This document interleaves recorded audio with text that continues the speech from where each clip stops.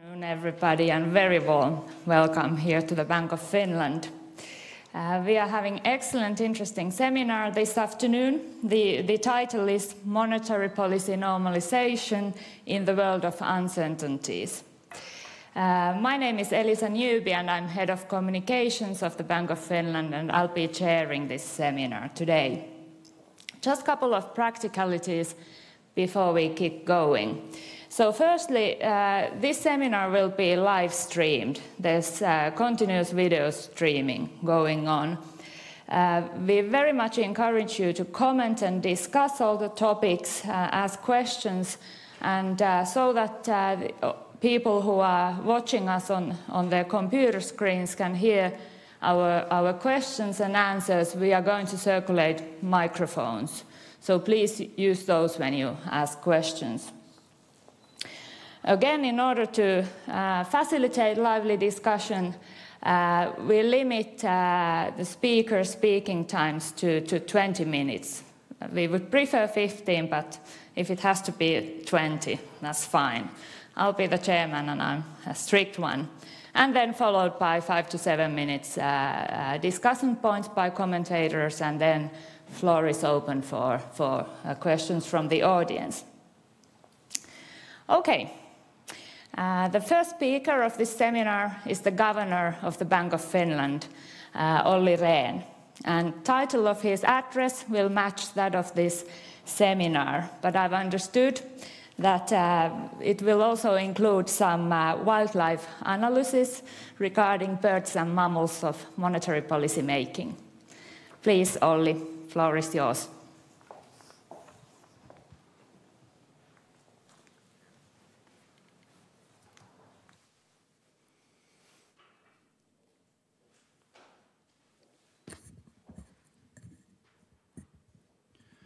Thank you very much, Elisa, and good afternoon to everybody. Warmly welcome, ladies and gentlemen, to our seminar on monetary policy normalization and frameworks. This seminar is a part of the economic research and policy analysis workstream of the Bank of Finland, which this workstream aims at contributing for our part to the making of monetary policy in the euro system.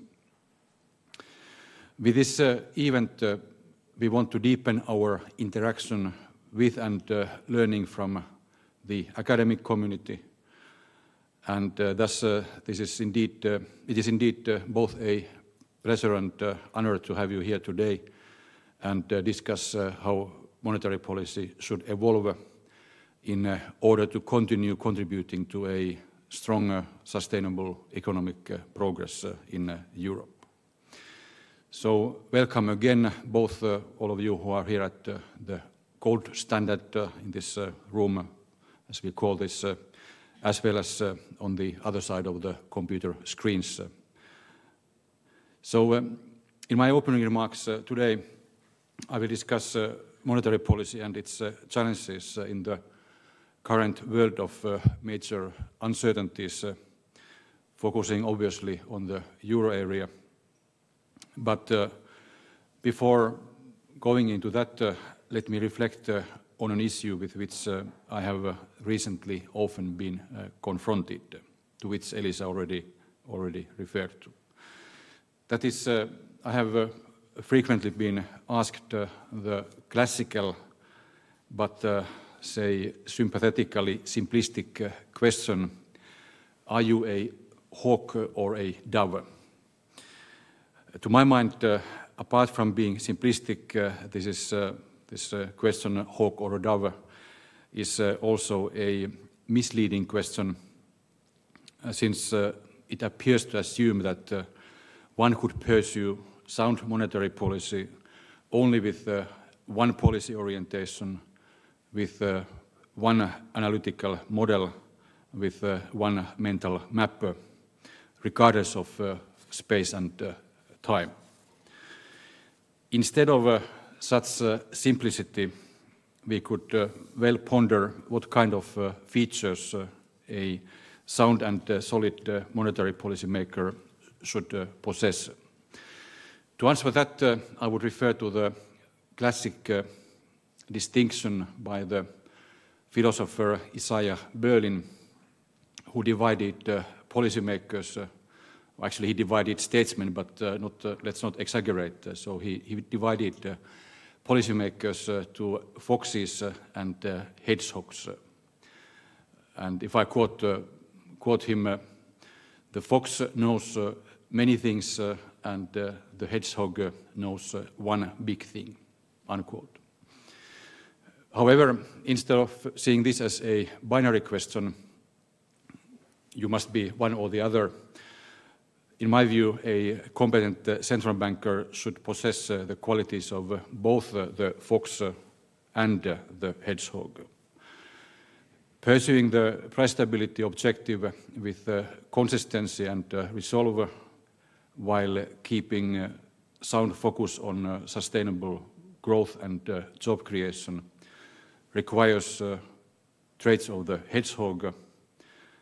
At the same time, having a keen strategic understanding of the interaction between the economy and politics, the markets and the media, and knowing when to play offense, when to stick to defense, and when to combine the two are obvious attributes of the fox.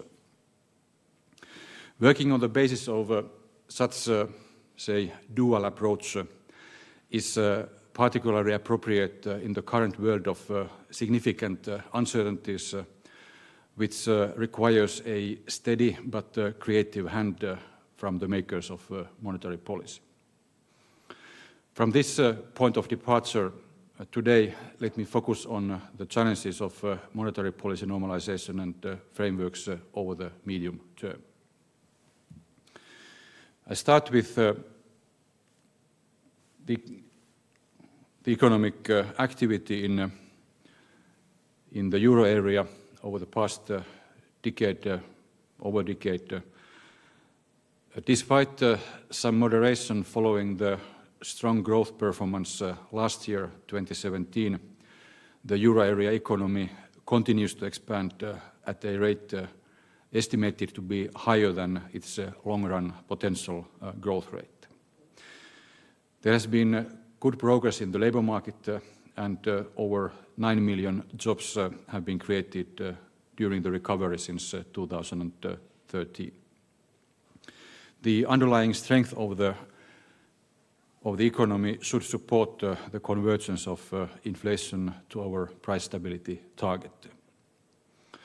We've received some recent data actually in the last hours and last 2 days.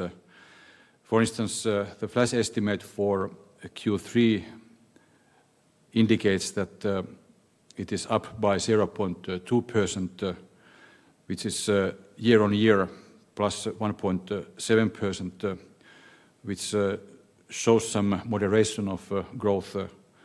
On the other hand, this deceleration is partly temporary and related to car production, and there is likely to be a mild rebound in Q4. I'll come back later on to the inflation estimates. Despite the anticipated winding down of the Eurosystem's net asset purchases, the monetary policy stance of the European Central Bank remains very accommodative, which is still needed to support achieving our price stability target in a sustained manner over the medium term.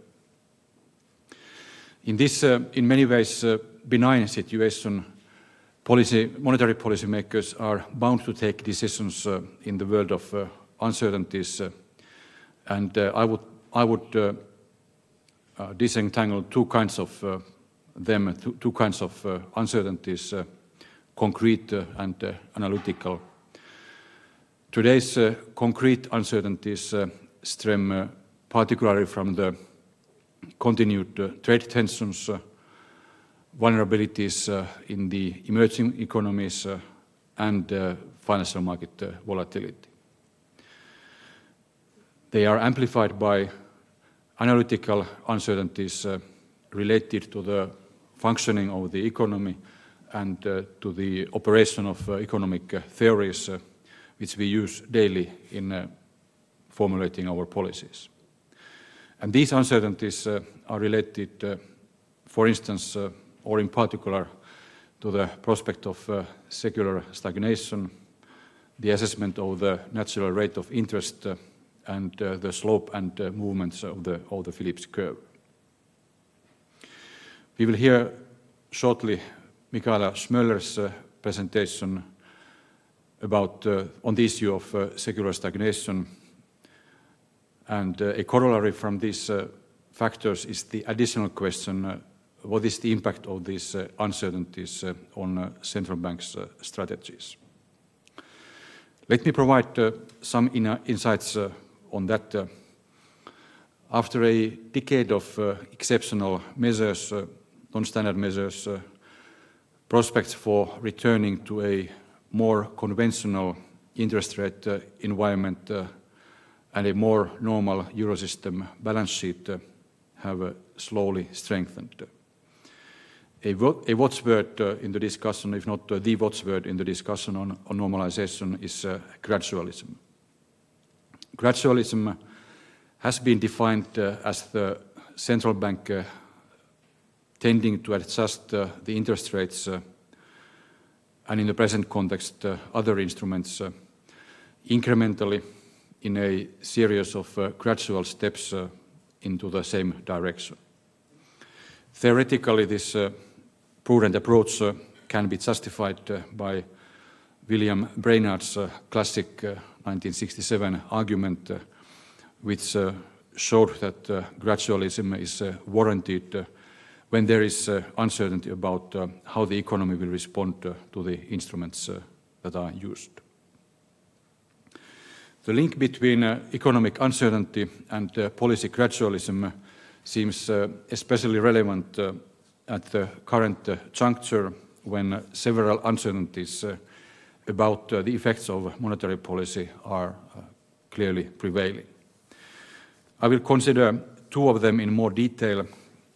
That is the lower state of the natural rate of interest and the changing relationship between economic activity and inflation.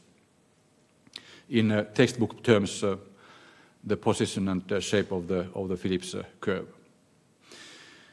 Starting with the natural rate of interest, interest rates in the euro area and other advanced economies are presently lower than what they used to be prior to the global financial crisis.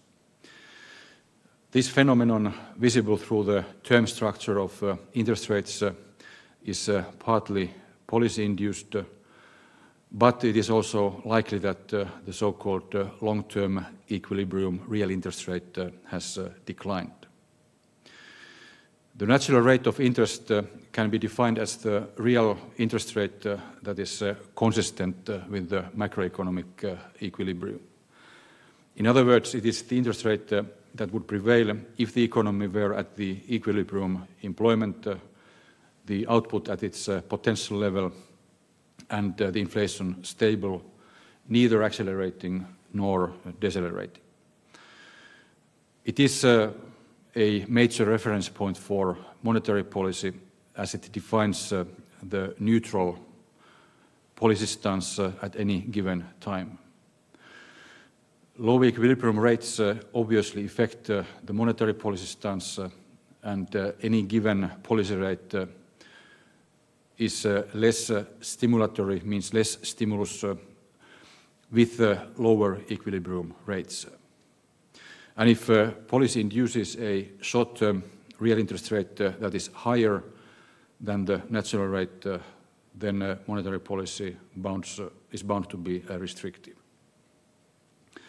Now, a major analytical problem is that, or challenge is that the natural rate is not a constant but a moving target. And it is, as a theoretical concept, it is also unobservable. That is to say, it cannot be measured outright. Instead, it must be inferred using a variety of econometric methods. And therefore, the natural rate of interest is a pretty good tool for thinking as a general concept, but less useful as a precise estimate of, for instance, setting interest rates in the near term. Estimates of the natural rate drawing from various studies lead to the conclusion that the natural rate, real rate of interest has declined in the major economies, advanced economies, over the past 20 years or so. And in the euro area, it is currently significantly lower than prior to the financial crisis. In the next slide, I will show a range of estimates of the natural rate for the euro area. The estimates are subject to a lot of uncertainty. The reasons for the decline of the natural rate of interest are linked to changes in the saving investment balance in the advanced economies, both in Europe as well as globally. An increase in the economy's propensity for savings, or likewise a decline in its demand for investment, would logically produce a lower natural rate of interest. The changes in the saving and investment behavior have their deeper underlying causes, cyclical or structural. The structural explanations which suggest a permanent change are potentially more significant. They relate especially to the discussion and possibility of secular stagnation, i.e. the slowing down of long-term growth potential in the advanced economies. This can be a result from population aging, which would increase the savings rate, or a general deceleration of productivity growth, which would reduce investment, or both of these drivers. Now, if the natural rate has indeed declined, and here we have several estimates, mostly based on the classic works by Laubach and Williams, as well as a future classic of Lauri Vilmi from the Bank of Finland. Williams is obviously referring to John Williams, who is the current chairman of the New York Fed, who moved from San Francisco Fed recently, and the leading researcher in this field. So, if you look at the consequences of this, if the natural rate has indeed declined, monetary policy in the course of normalization becomes tighter at an earlier stage than the past experience of historical interest rates would actually suggest. A given rise in policy rates would result in a higher degree of monetary tightening than a, say, backward-looking analyst or policymaker would expect. In the longer run, a worrying consequence of a permanently lower natural interest rate is that the economy would hit the zero lower bound of interest rates more frequently than in the past, and even following smaller negative shocks than in the past. The efficacy of conventional monetary policy would then be hampered, and its ability to fight recessions and deflationary risks weakened. These long-run considerations suggest that the unconventional monetary policy measures and instruments used during the crisis years and the ECB is still using for one should stay permanently in the monetary policy toolbox, at least in the reserve. Then concerning the Phillips curve, in itself, the persistent and even surprising weakness of inflation pressures in the euro area, despite the fairly long and significant recovery of the economy and the remarkable decline in unemployment, is one of the sources of uncertainty for monetary policy. How long will it take before the ongoing expansion will result in a sustained adjustment to a higher rate of inflation? How much longer is at least some monetary stimulus needed before our definition of price stability will be satisfied? These questions revolve around the Phillips curve, which describes the relationship between inflation and economic slack. During and after the crisis, the behavior of the Phillips curve has diverged from its past, since the rate of inflation has not picked up significantly despite higher economic growth and employment. Next, some eyeball economics. In other words, the Phillips curve has flattened, seen in this slide, which I will briefly explain. So it has flattened, which is a dilemma that has haunted economists and central bankers throughout the post-crisis years. In the slide, the Phillips curve for the years 1999 to 2003 is indicated in red and clearly points to a negative correlation between the underlying inflation and the rate of unemployment. So it works as it should work, according to Economics 101. However, already for the years 2004 to 2008, the Phillips curve gets flatter. And finally, when looking at the years 2009-2017, we discover that the Phillips curve seems almost horizontal, signaling that the above-mentioned negative correlation between inflation and unemployment seems to have been no longer valid for this period. When both the earlier and more recent periods are combined in a single graph, as here, the change that has occurred gets highlighted. If this change were to be proven permanent, what would be the implications for price stability? Logically, it would mean that even a continued expansion of output and the equivalent decline of unemployment would not lead to the expected acceleration of inflation. There is uncertainty about the limits of expansion and its effect on inflation. However, the Phillips curve obviously relates the inflation rate to just one background factor, a measure of slack in the domestic economy. In addition, inflation is expected to react to other factors as well, not least to inflation expectations. Indeed, in recent years, the changes in inflation expectations seem to be able to explain part of the changes in inflation itself. What then are the implications for monetary policy from this phenomenon?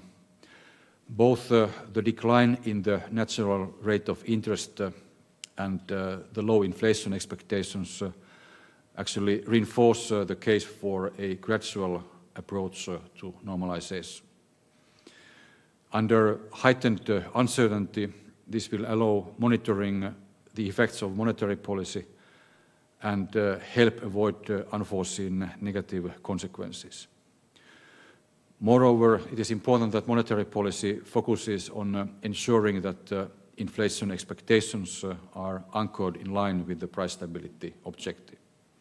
Otherwise, even further declines in unemployment may not lead to desired movements in inflation towards the price stability goal.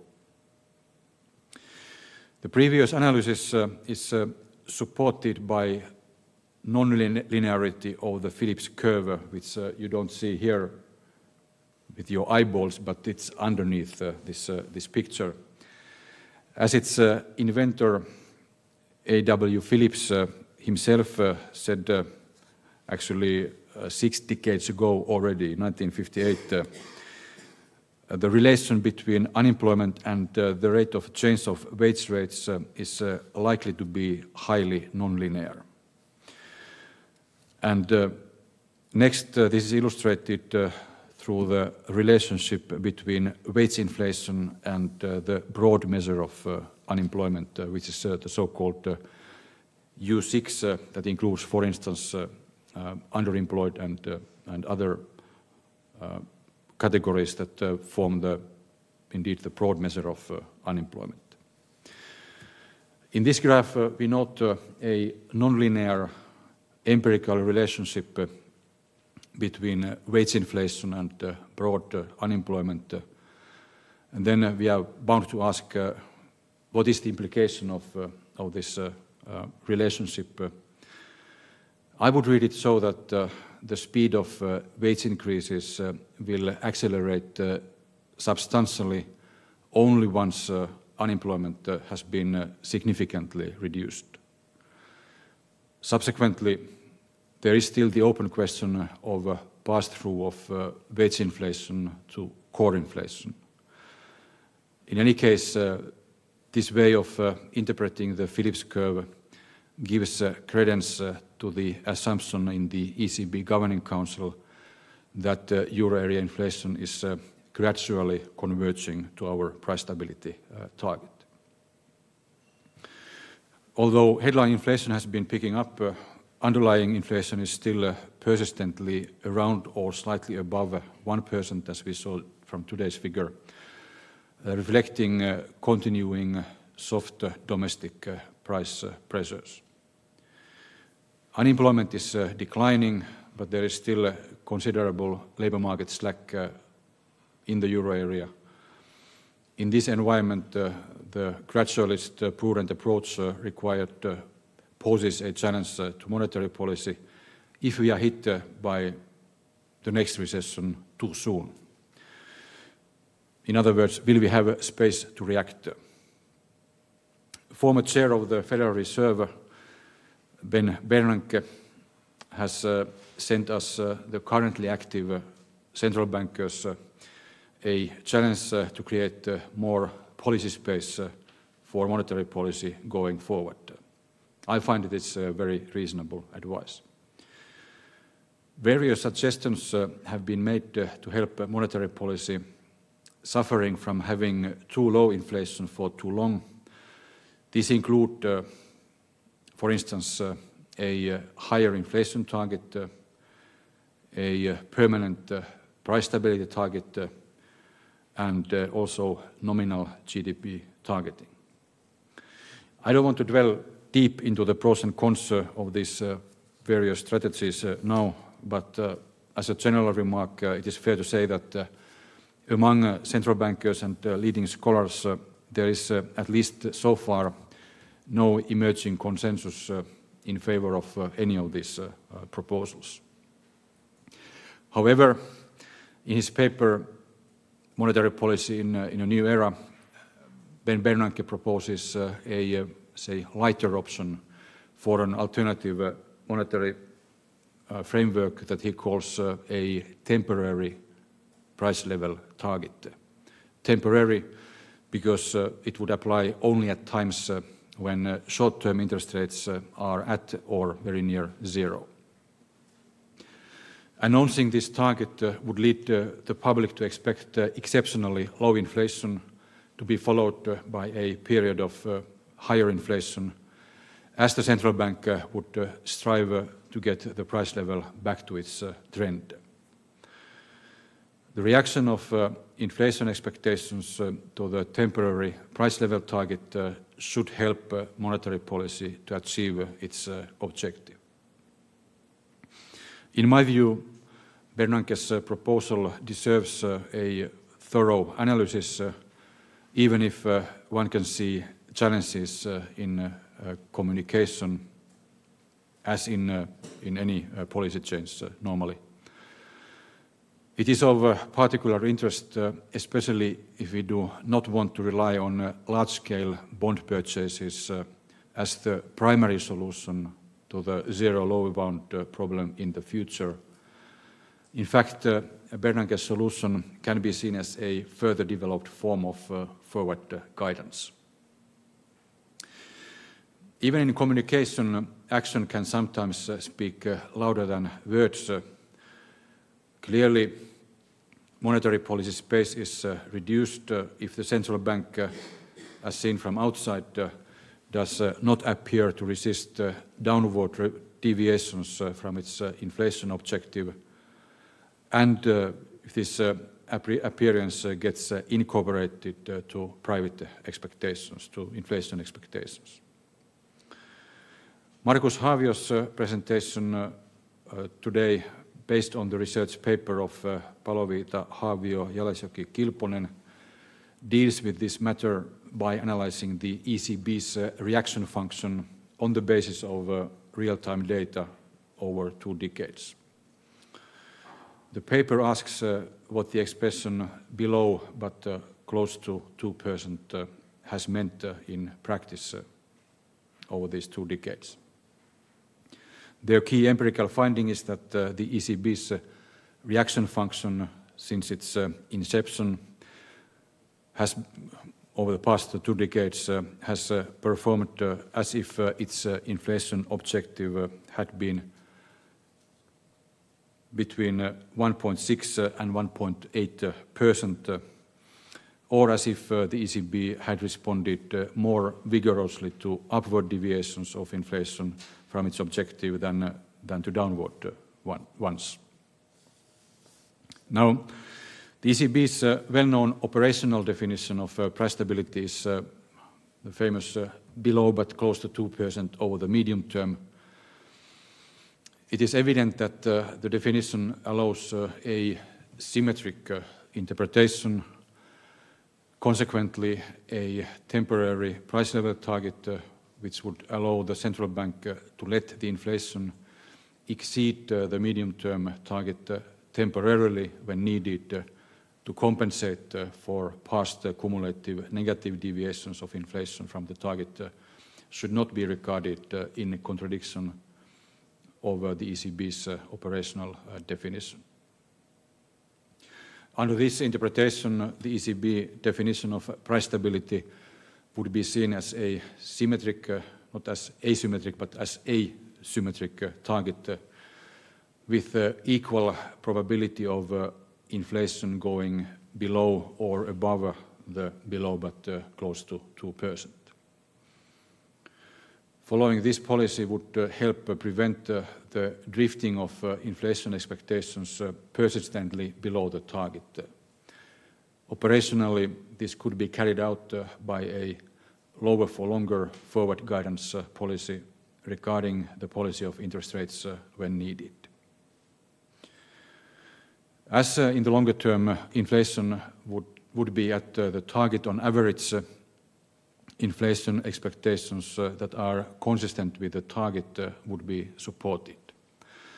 This would help avoid an unintended equilibrium with low expectations and unnecessarily low nominal interest rates on average. Tuomas Välimäki, a member of the board of the Bank of Finland, will later on during this seminar discuss monetary policy frameworks more in depth. So, ladies and gentlemen, let me conclude.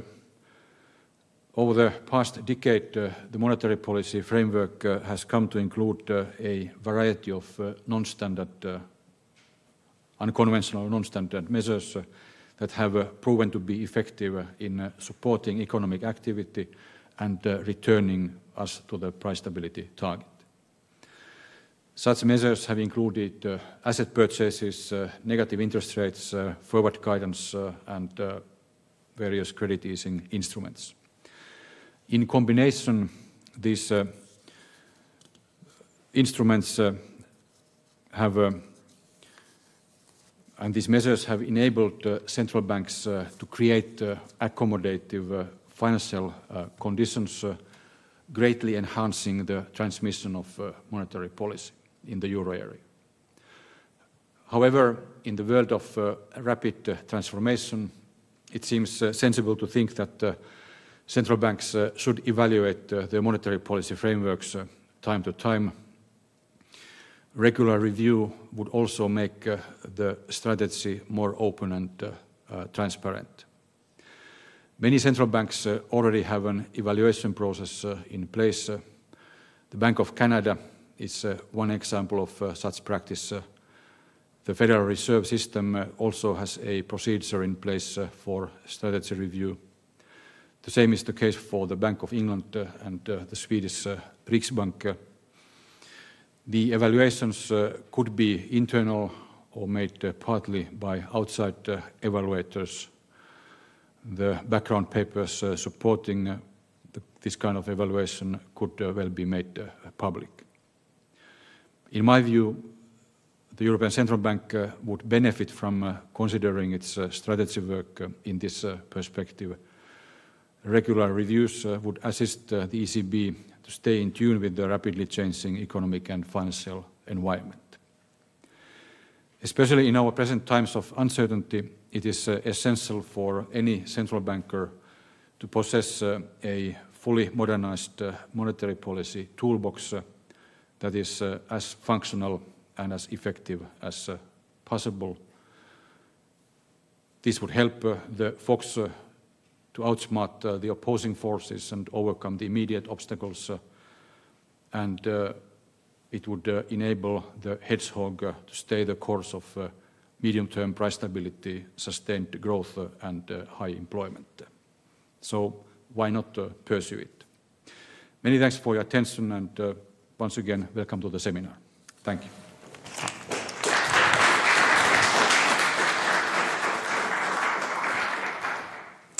Okay, now the floor is yours, dear audience. Any comments? Jan, please. Yes, Jan here, Nordea.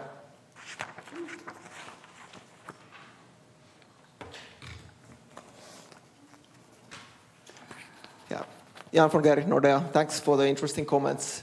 I'm looking at the recent data, the plunging PMIs, weak GDP data, which you commented a bit. No real uptrend in core inflation. How worried are you about these developments, and where is your pain threshold for the ECB to actually having to do something? And then a follow-up on that. When this moment comes, I know the Governing Council has not discussed the tools that would be taken to tackle such an outcome, but when that stance or time point comes, what would be your proposal? Which tools would you prefer for the ECB to use if a policy response is needed? Thanks. Thank you very much for this very pertinent but also wide question. And if I take your first question first on recent data, so we've had both data for Q3 growth yesterday, and today we got fresh data, flash data on core inflation for October.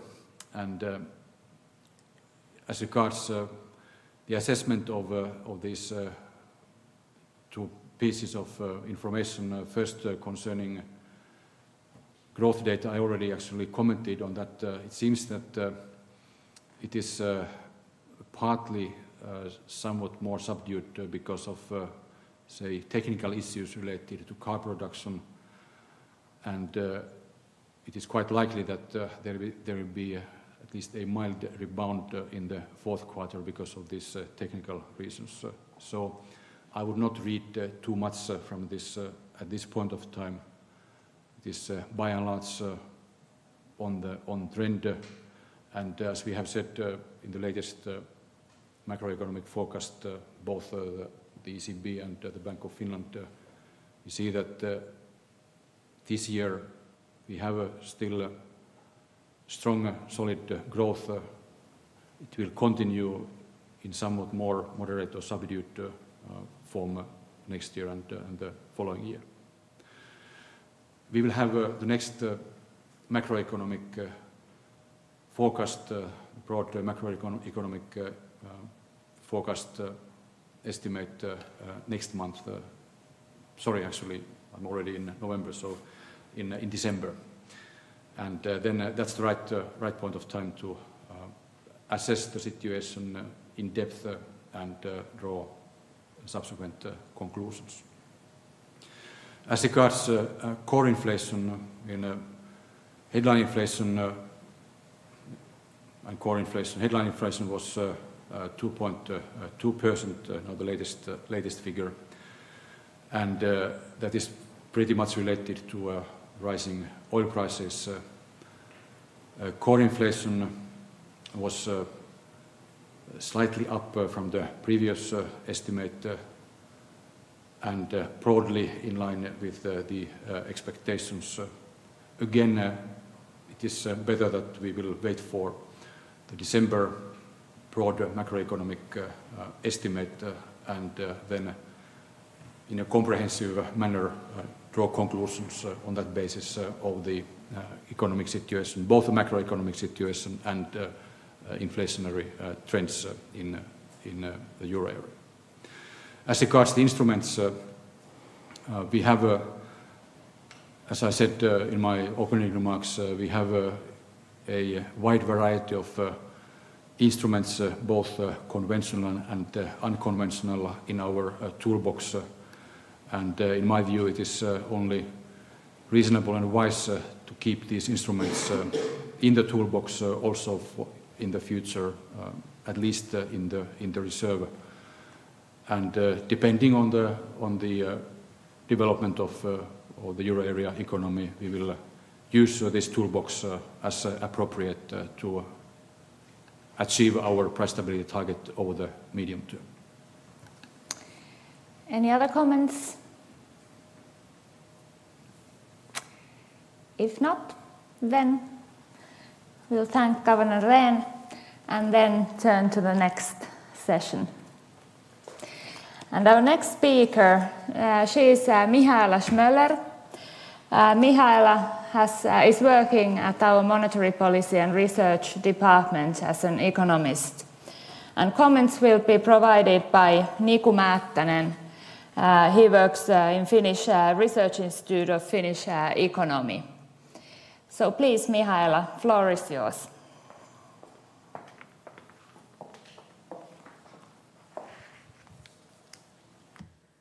Well, good afternoon, and thanks first of all to the organizers for the opportunity to present here today. In my talk, I'm going to address the topic of secular stagnation with the main focus on its relevancy in light of the current euro area expansion. So, in this context, the two major questions are the concerns about secular stagnation in the euro area still valid? And to already preview the results, yes, they are, as a risk of secular stagnation in the euro area remains at this point. And secondly, in light of these findings, what are the implications for macroeconomic policy in this setting? Well, in general, the secular stagnation is in itself not a new concept. In fact, the initial secular stagnation hypothesis was already coined in 1937 by Hansen in light of the experience of the US economy following the Great Recession, and what it contained was a low growth, low interest rates scenario for the United States at this time. However, the secular stagnation hypothesis was revived in the aftermath of the Great Recession, given both the depth of the recessions as well as the initially weak recoveries in advanced economies. At present, in light of the current euro area expansion, these worries about secular stagnation voiced about 5 years ago may, at a first glance, appear to be overly pessimistic and yet even misplaced. But what are the causes of secular stagnation? When consulting the demand-side perspective on secular stagnation, the core is the secular decline in the natural rate of interest. On the graph on the right-hand side, you can see the evolution of the euro area natural rate following already starting from the 1970s until the current time. And what you can see is that it has been declining steadily And, however, this fall in the natural rate accelerated substantially in the course of the Great Recession and the euro area debt crisis. And according to the current estimate, the estimate which is presented here is the standard Holsten-Laubach-Williams estimate. The estimate has remained close to zero. As we've seen before, this estimate is subject to uncertainty. However, the general tendency of this development holds. And the demand-side perspective explains the fall in the natural rate of interest as a result of an oversupply of savings over investment in the economy, which depresses the natural rate of interest. What generates this excess savings vis-à-vis investments in the economy? From the demand-side perspective, those are structural factors such as population, aging, and inequality, which raises the savings rate in the economy, but also the recently observed decrease of the relative price of investment goods. The demand-side perspective on secular stagnation is complemented by the supply-side view, which puts the sustained decline in potential output growth at center stage. The chart on the right-hand side depicts the evolution of labor productivity growth in the euro area Big Four. And as you can see, productivity growth has been decreasing over a sustained period of time. And importantly, it decelerated even further in the context of the recent crisis.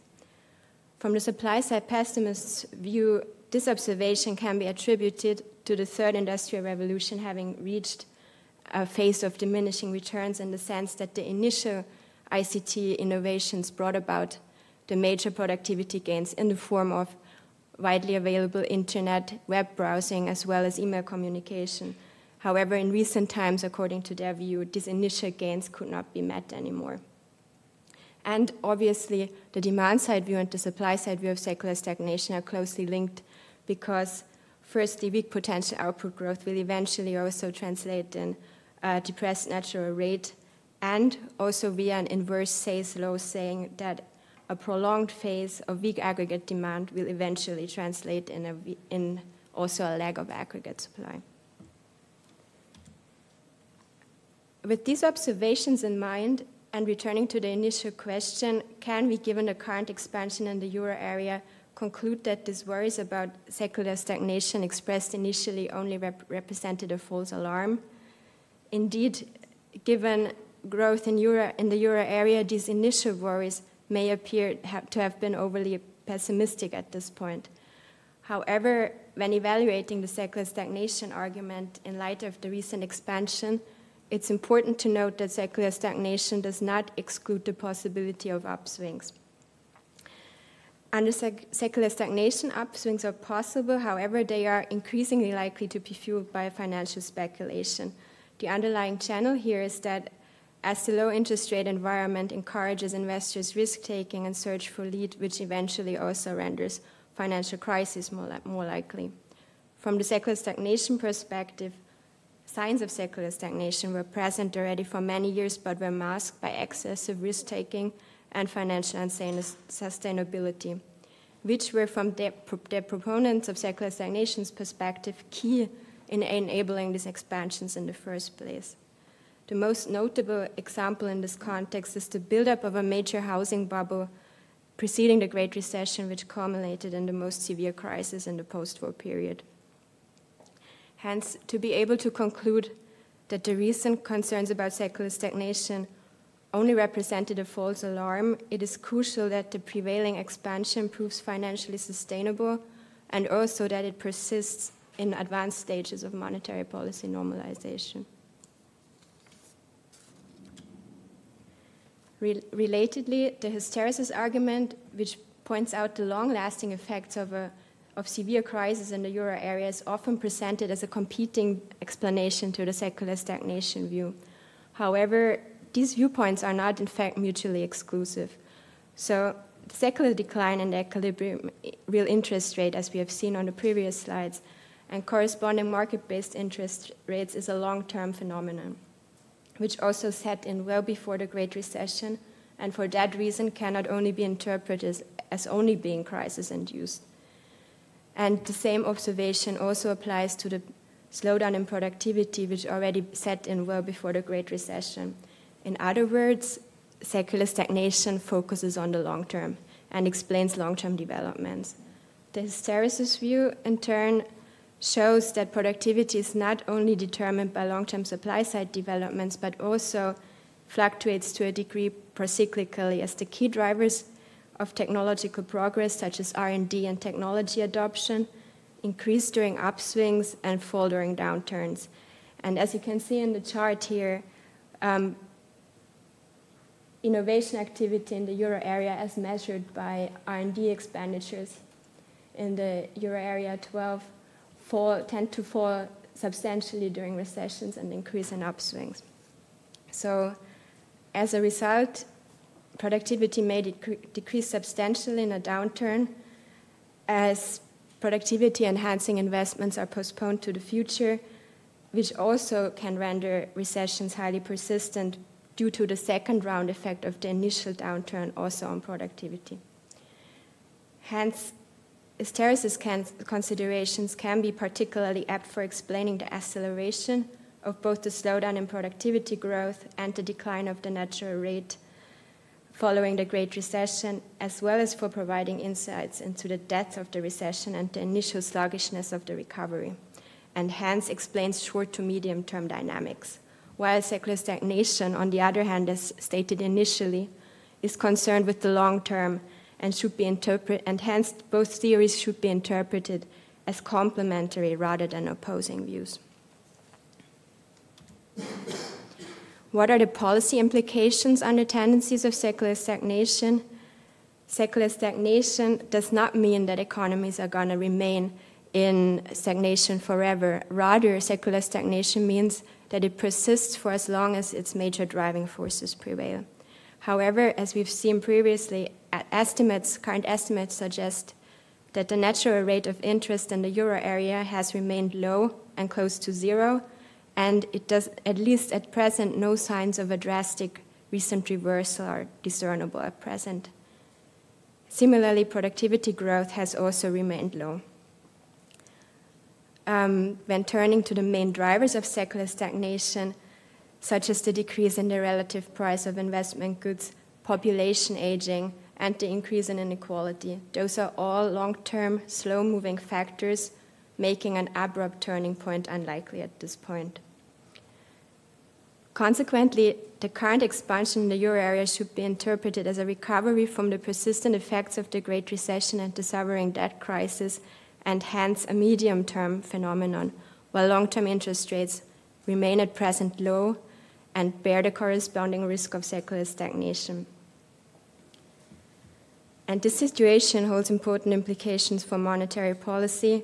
Firstly, because of the effective lower bound on nominal interest rates, the central bank's maneuver by means of lowering key policy rates is limited, and which leads, secondly, also to the fact that unconventional monetary measures may be needed more frequently in the future. Moreover, in the presence of a low equilibrium interest rate, it may be more difficult for monetary policy to reach its inflation target even when the zero lower bound is not binding, as economic agents may adjust their inflation expectation downwards. In light, a possible trigger could be that they reevaluate the long-term growth outlook of the economy, as well as another trigger could be the observation of a recent zero lower bound episode.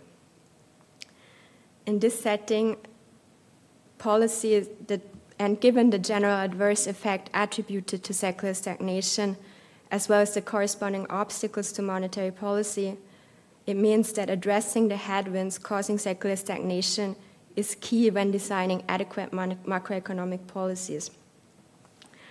In this light, growth-promoting policies are a promising avenue for policymaking as they seek to boost long-term potential growth through that individuals' future income prospects, rendering them, given that they are well-targeted, desirable from a welfare perspective. Importantly, this holds true irrespective of the presence of secular stagnation, which is a pivotal point in light of the uncertainty surrounding about the prevalence of secular stagnation at present. and this point makes them also a no-regret option for policy making. Potential policy measures could be, for example, fostering education, which would also help in alleviating the potential disruptions from automation, as well as help including new technologies in production, as well as strengthening labor market participation and fostering innovation through research and development.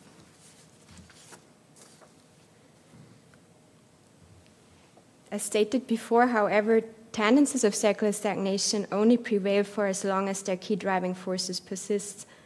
And one area which may hold very positive surprises in store is the area of technological progress, which may also have the capacity of reversing tendencies of secular stagnation altogether.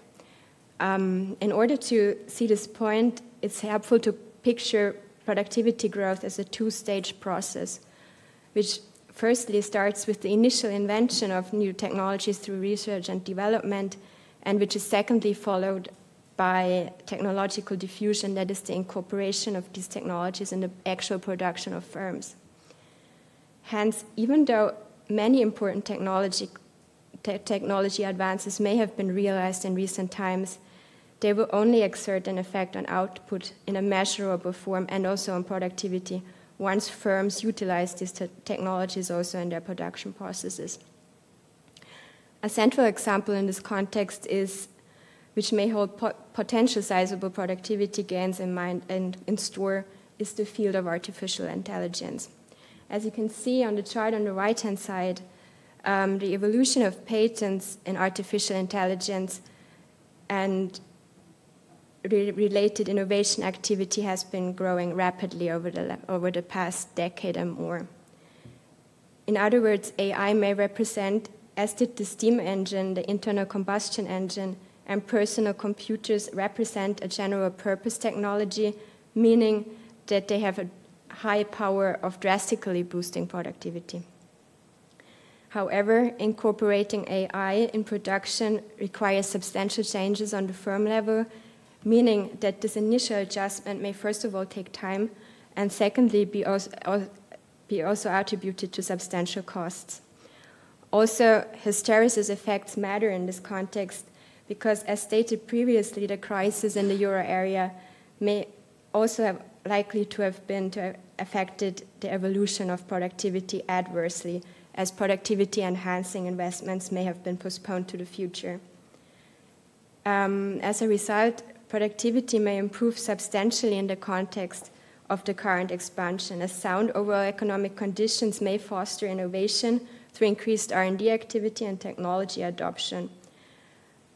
And an important point in this context is also that these procyclical productivity improvements may further have the capacity to support the ongoing recovery in a self-reinforcing manner, meaning through a positive feedback mechanism between sound economic conditions on the one hand and productivity gains on the other hand.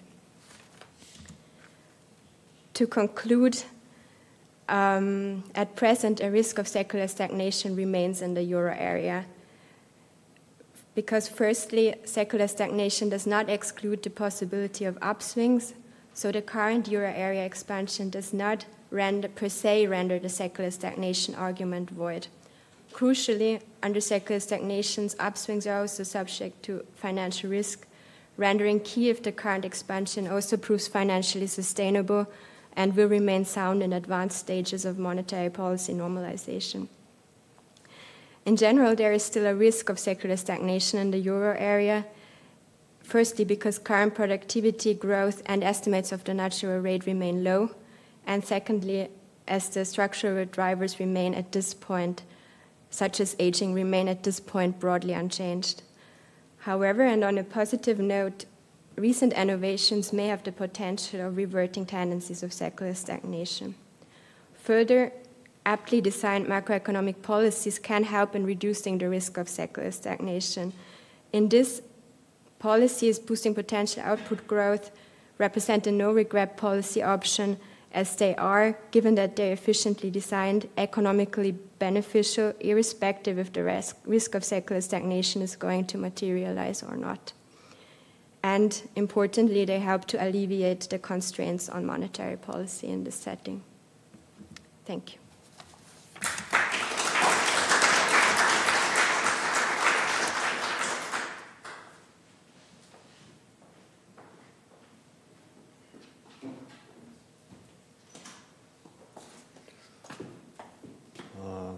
Can someone help me with the slides? Or?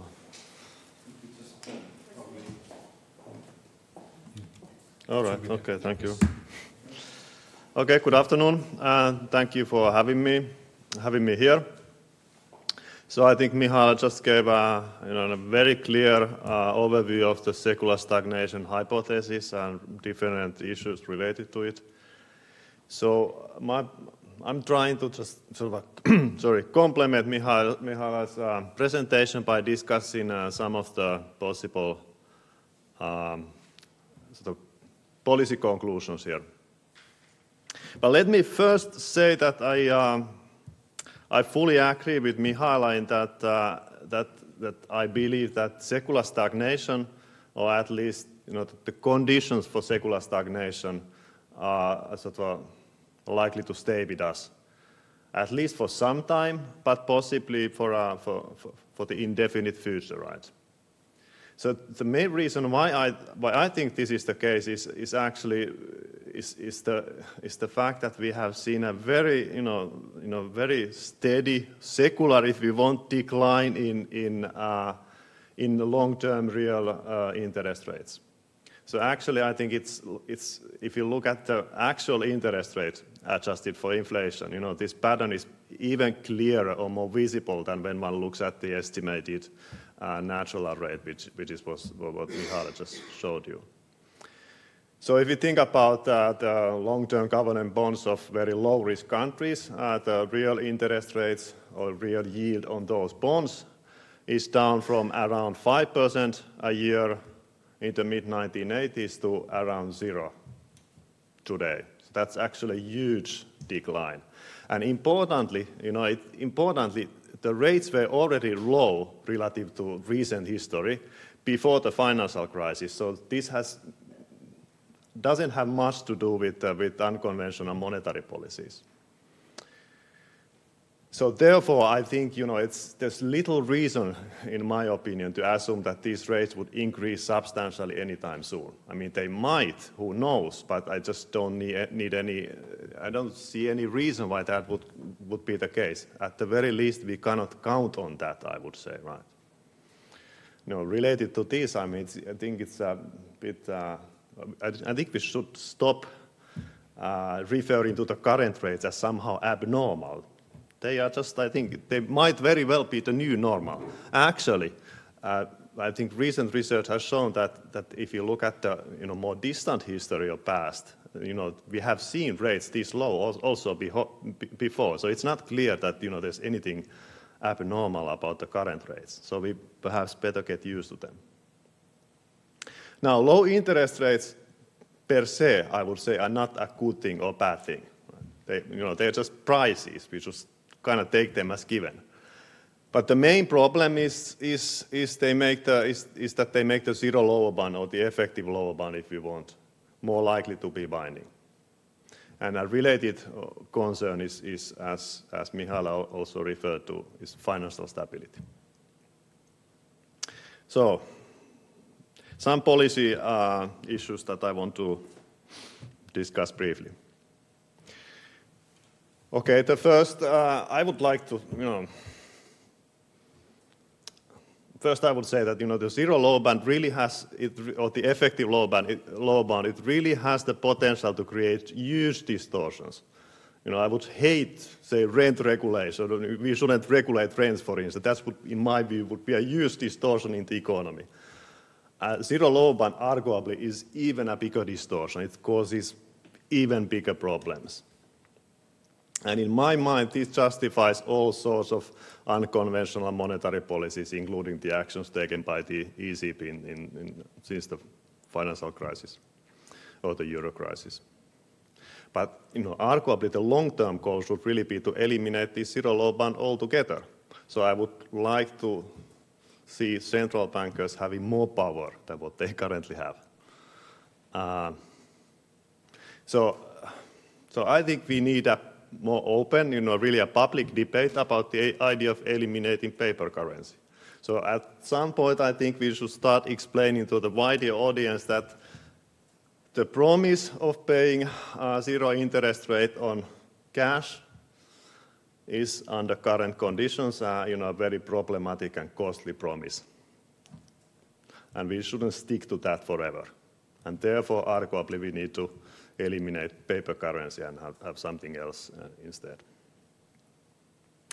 For sure, in the meantime, I also think that, yes, we should explore alternative monetary policy regimes. I also tend to think that the price level targeting, perhaps precisely the kind of asymmetric price level targeting, is the most, well, at least the most promising or the interesting alternative. And Michaela mentions that, okay, one, kind of no regret or policy option would be to try to boost productivity. Okay, so how would we actually do that? We could think about maybe subsidizing private R&D even more than what we do currently. Alternatively, we could invest more in public infrastructure, right? Now, think again about the huge decline in the low interest, in the real low-risk interest rate. It has gone down from something like 5% annually to around 0 today.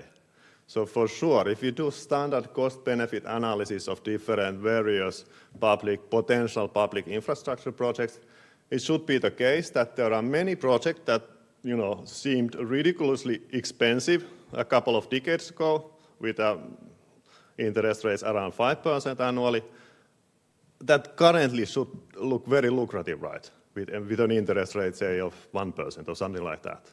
So presumably, in the face of this sharp decline in long-term real interest rates, we should indeed be investing much more in public infrastructure, assuming we didn't kind of dramatically invest in the past, right? So what's the problem? I don't think we are investing that much more in public infrastructure right now, actually. Why is that the case?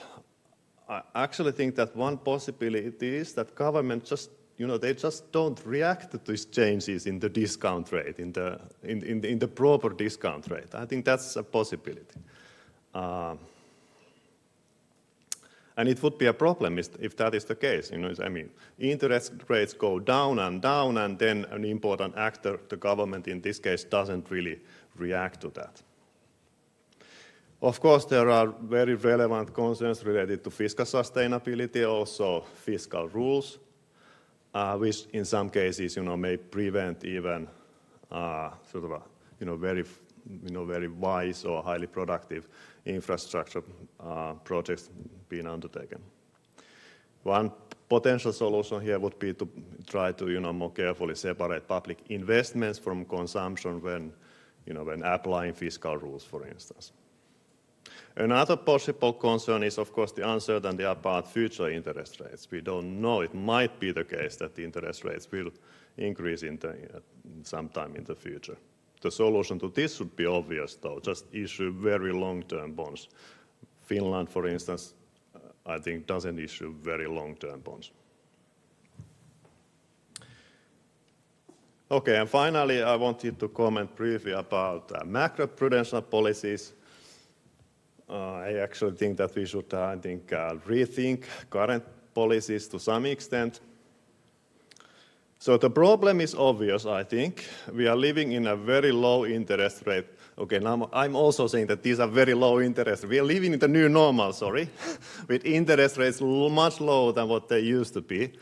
And it's pretty clear that this implies that the price of land in good location, which is always in scarce supply, goes up.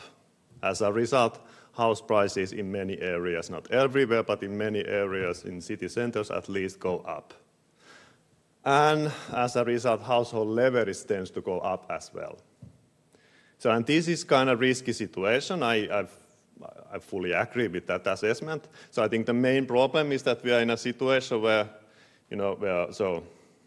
House prices are high relative to household income. Household leverage is high, so as a result, even relatively small changes in house prices can result in large changes in household net worth relative to household income. And this is destabilizing in many ways. So the current policy response to this seems to be that just tighten household borrowing constraints.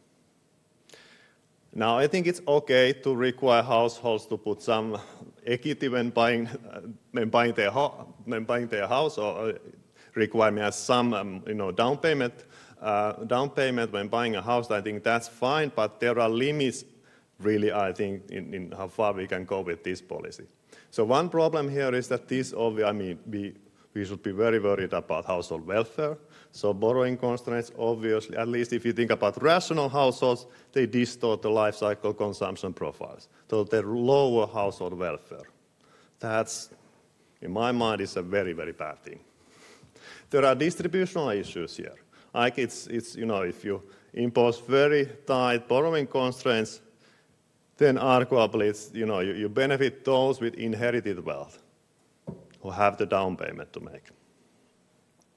And then I think more fundamentally, this policy is sort of it's a bit odd to respond to lower interest rates by forcing households to save more. At the same time, we are kind of a little bit worried about this situation. The interest rates are so low. Well, here we have a policy where we force households to save more, so presumably this in general equilibrium is going to work to going to lower the equilibrium interest rate even more. A much more efficient way, in my view, would simply be to increase property taxes on land to lower house prices. The problem is that house prices are high relative to income. Just use taxes. Taxes are typically more efficient than this type of quantity constraints, right? Now, I know I'm fully aware that central bankers do not like to think about or talk about taxes, at least not publicly, and I was referring to property taxes here. But I would say, that's kind of nature of the problem. It's very hard to tackle these, the problems that we have with secular stagnation. It's very hard to tackle them efficiently simply by using, the standard monetary policy tools. So it's at least as long as we don't really get rid of the zero low band, right? So I think it's it's inevitable that we need to think about new tools here as well. Thank you.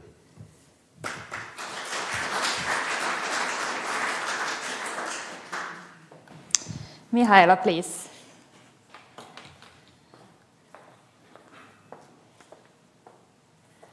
Would you like to start by addressing a few of the points Niku made? Well, thanks a lot for the very interesting comments. In general, I agree with most of the points. In general, in a broad perspective, especially, I think it's important, as that you pointed out, that it may be that, due to some external structural factors, it may be the case that in a couple of years, the risk of secular stagnation turns out to not be here anymore, that interest rates may evolve, long-term interest rates may evolve in a different direction.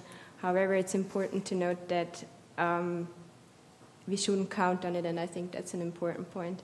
And also to be ready to think of other issues along these lines. Also related to the public infrastructure investments. In general, I guess it's important that you pointed out that also that it's also endogenous in a sense that it may be now in the current times, those may be in an environment of low interest rates, this may be more desirable than ever as the opportunity costs have decreased. And also at the same time, they would obviously promote aggregate demand at present while boosting potential growth in the future, so would be beneficial for various reasons. About macroprudential policies, I guess that's also, if it turns out that secular stagnation remains to be a topic also for the future, I think this is also a very important topic along these lines. Thanks a lot. Thank you. And now, please, any comments from the audience? Please. Yes. The fact that there should be, or there could be, maybe more investment in infrastructure to counteract a bit the diminishing output or whatever has been a debate in the last year or 2 years or so, and particularly with the Juncker plan. One of the ideas, if I understand well, of the Commission would say, well, there won't be so much of a fiscal issue because we can take out of the budget the parts that's for the infrastructure.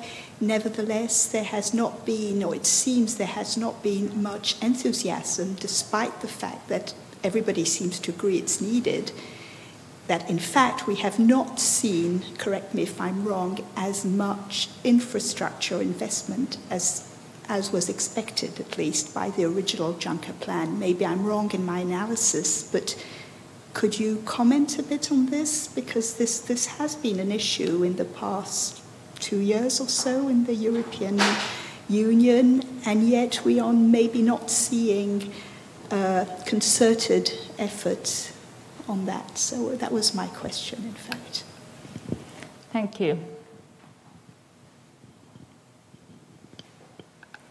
Please, Michaela, if you start.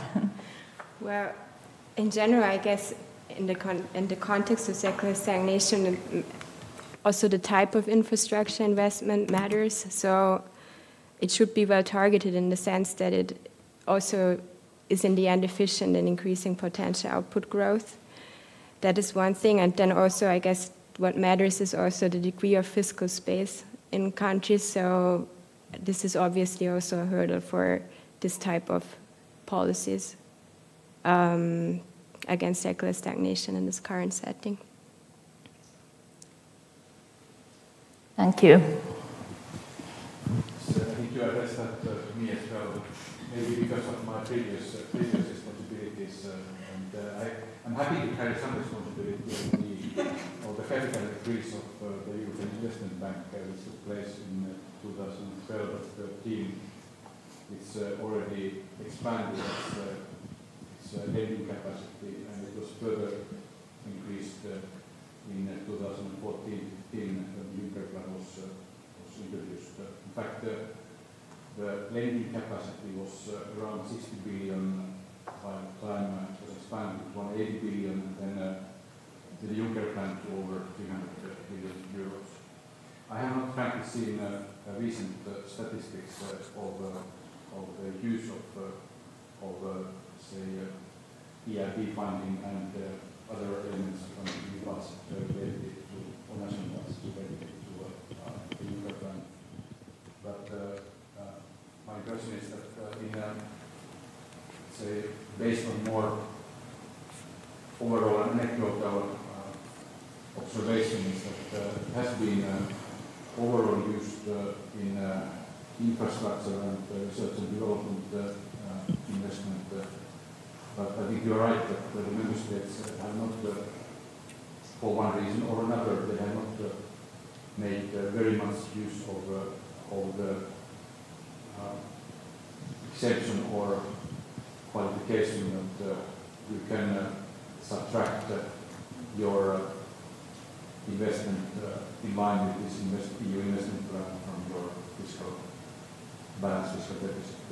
So that's one reason why the Commission has kept on recommending further increased investment in public infrastructure for many member states, especially for the several countries of the euro area.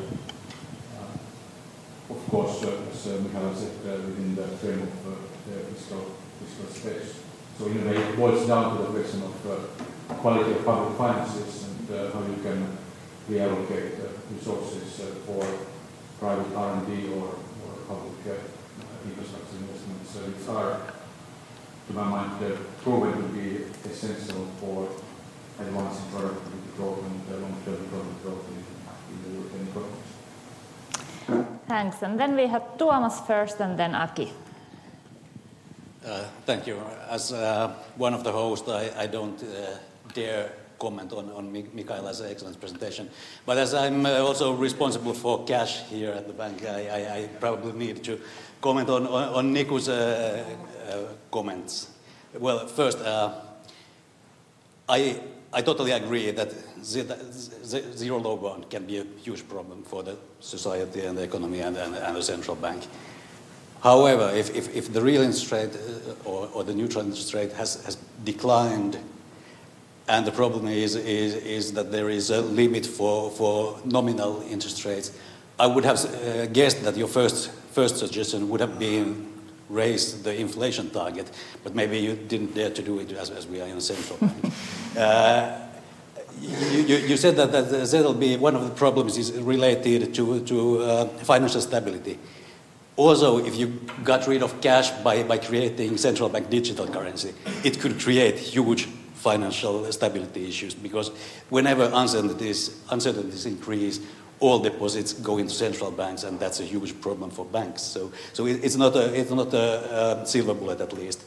On your comments on macro issues, I would say that you said that at the central bank we don't dare talk about taxes, but we can talk about taxes. Certainly, taxes are more effective in controlling house prices than our tools. It's just that we don't have any responsibility or any role in setting the taxes. So it's the Ministry of Finance who does that.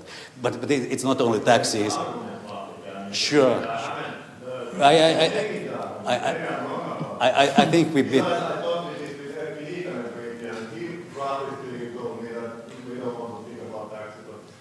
I would say we've probably. Well, let's skip taxes. Let's go to subsidies. It's the same. Other side, the same. We do talk about subsidies on owner occupied housing, and it's the same as the other side of the same coin. So we do talk about these issues, and it's only also the town planning, or how you call kaavoitus in English. It's the subsidies, town planning, taxes. They are all extremely important for macro issues. You're totally right there. Thank you. I would also like to comment on Niku's comment on elimination of tax of cash. My concern there is that if we get rid of cash, we would have no place to hide. So the privacy issue is important here as well. So if the big brother is monitoring us on all our purchases, I would be a little bit worried in times of democracy having problems and totalitarian societies rising. So elimination of cash try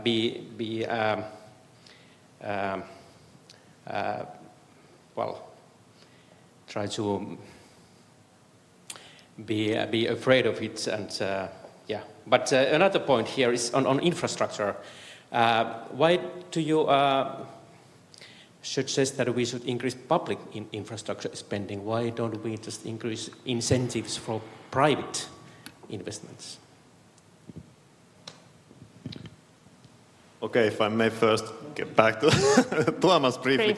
So, because I'm happy that now we are actually discussing the idea of eliminating cash in a central bank. So, I'm aware of the problem that you mentioned. I would have thought that it would be relatively easy to tackle the problem, the stability is the problem that in a crisis atmosphere, everyone would just shift all their money to the central bank account, right? I mean, surely we can limit the amount of money that people can have or individuals can have in if it's a central bank account. I don't know where it should be, but right, I mean, it could be constrained, right? We shouldn't need that much cash, right? Okay, so I guess I'm not yet buying that should be a very, strong argument against the idea of eliminating cash. given the huge upside, which I think we agree that would really eliminate the zero low band. Okay, so no, well, there are financial constraints. The private investors, I mean, to some extent, I guess, private investors must have increased their investments in the face of lower interest rates. I was just thinking about, the most, straightforward policy responses. It's even more straightforward, I think, for the government to increase its own investment. We still need to do some public infrastructure investments anyways, right? So, but I take your point. I mean, for sure, yes, we could also think about somehow encouraging private investors. Why not? Yes, it would go, work to the same goal for sure. Yeah, my actually worry was the politicians, that if we give politicians more money, they tend to spoil it or put it somewhere in wrong places. You're very conservative now in many respects here. Also, I mean about the privacy issue. Yes, that's one advantage of cash for some people. Also, you could also see it as a disadvantage because it helps helps criminal activities. Obviously, I mean this anonymity of cash. So there's another trade-off here as well. Also, I would think that it should be possible. I mean to create, to overcome also this privacy issue if okay, you really want. I think cashless, okay, thank you. I stop here. Yeah, cashless economy is the topic of another conference, and we've indeed had one last summer here summer before that here in Bank of Finland. Anyway, I would like to pose and abuse my powers as a chair. One question to Michaela, and this is a very short question because secular stagnation indeed is not my field of expertise. But what would be your estimate of reliability of production or productivity projections? Like, are you able to evaluate at all? Have there been any empirical research done on that field? And what I'm especially thinking that are we such an arrogant generation that we think that future generations wouldn't be able to innovate and create new things? Well, to the last question, I guess in general it's about whether the current generation has been capable of generating sufficiently new innovations. And as I said also during the talk, like it may not even be the main problem may not be the inventions, but also mainly also the technology diffusion in recent times. To the first question, like, is your point that are we able to reliably forecast productivity growth? Well, as opposed to the natural rate, productivity is an empirically observable part, which obviously variable, which obviously also is subject to estimation errors. But it of course also exceeds a bit the scope of the analysis I made, but at least in my judgment, I think they're widely reliable and also compiled via various sources. So I wouldn't see a major worry in this. But of course, like with mismeasurement, if it's related to digital technologies, has been proven to be an issue, but it is also shown not to be the major driving force of the productivity slowdown. Okay. And final question before we break for coffee goes for the governor. This is an easy one, and you can give a very short answer to this. And in fact, the answer was already underpinning your presentation. So if you have two ways of addressing or analyzing secular stagnation, you have, on the one hand, you have the demand side, which is underlined by Larry Summers, and then on the other hand, you have the supply side underlined by Robert Gordon. So where would you cite in identifying the main drivers, main factors of secular stagnation, if there is such? Are you more on the side of macroeconomics of Larry Summers or of technology productivity development of Robert Gordon? That's obviously a difficult question. Like, first of all, as I said before, it's important that they're closely interlinked, as like low productivity growth also translates in eventually also in low in a low interest rate environment. And on the other hand, if you have a sustained period of weak demand, it will also, in the end, via this inverse sales law, translate into weakness of supply.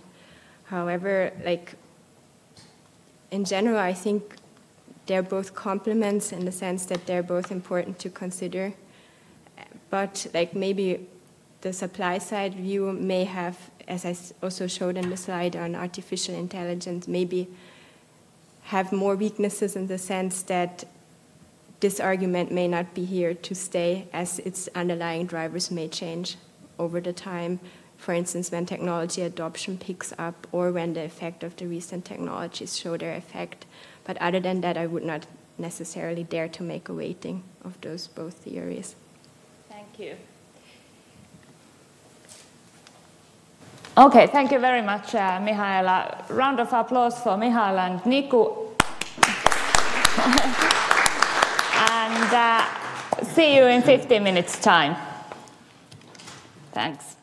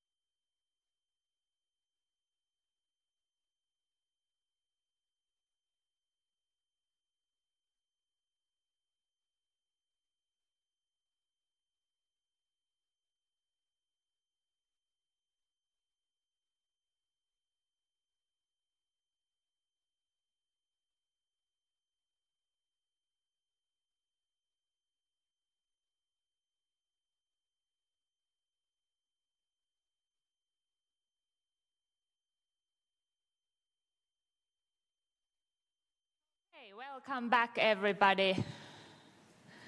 Let's begin our next session. So, our speaker is going to be Markus Haavio. He's, are you advisor or economist? I think, anyway, advisor at our research unit at the Bank of Finland's Monetary Policy and Research Department. And comments will be provided by Chief Economist of Nordea, Aki Kangasharju. Please, Markus.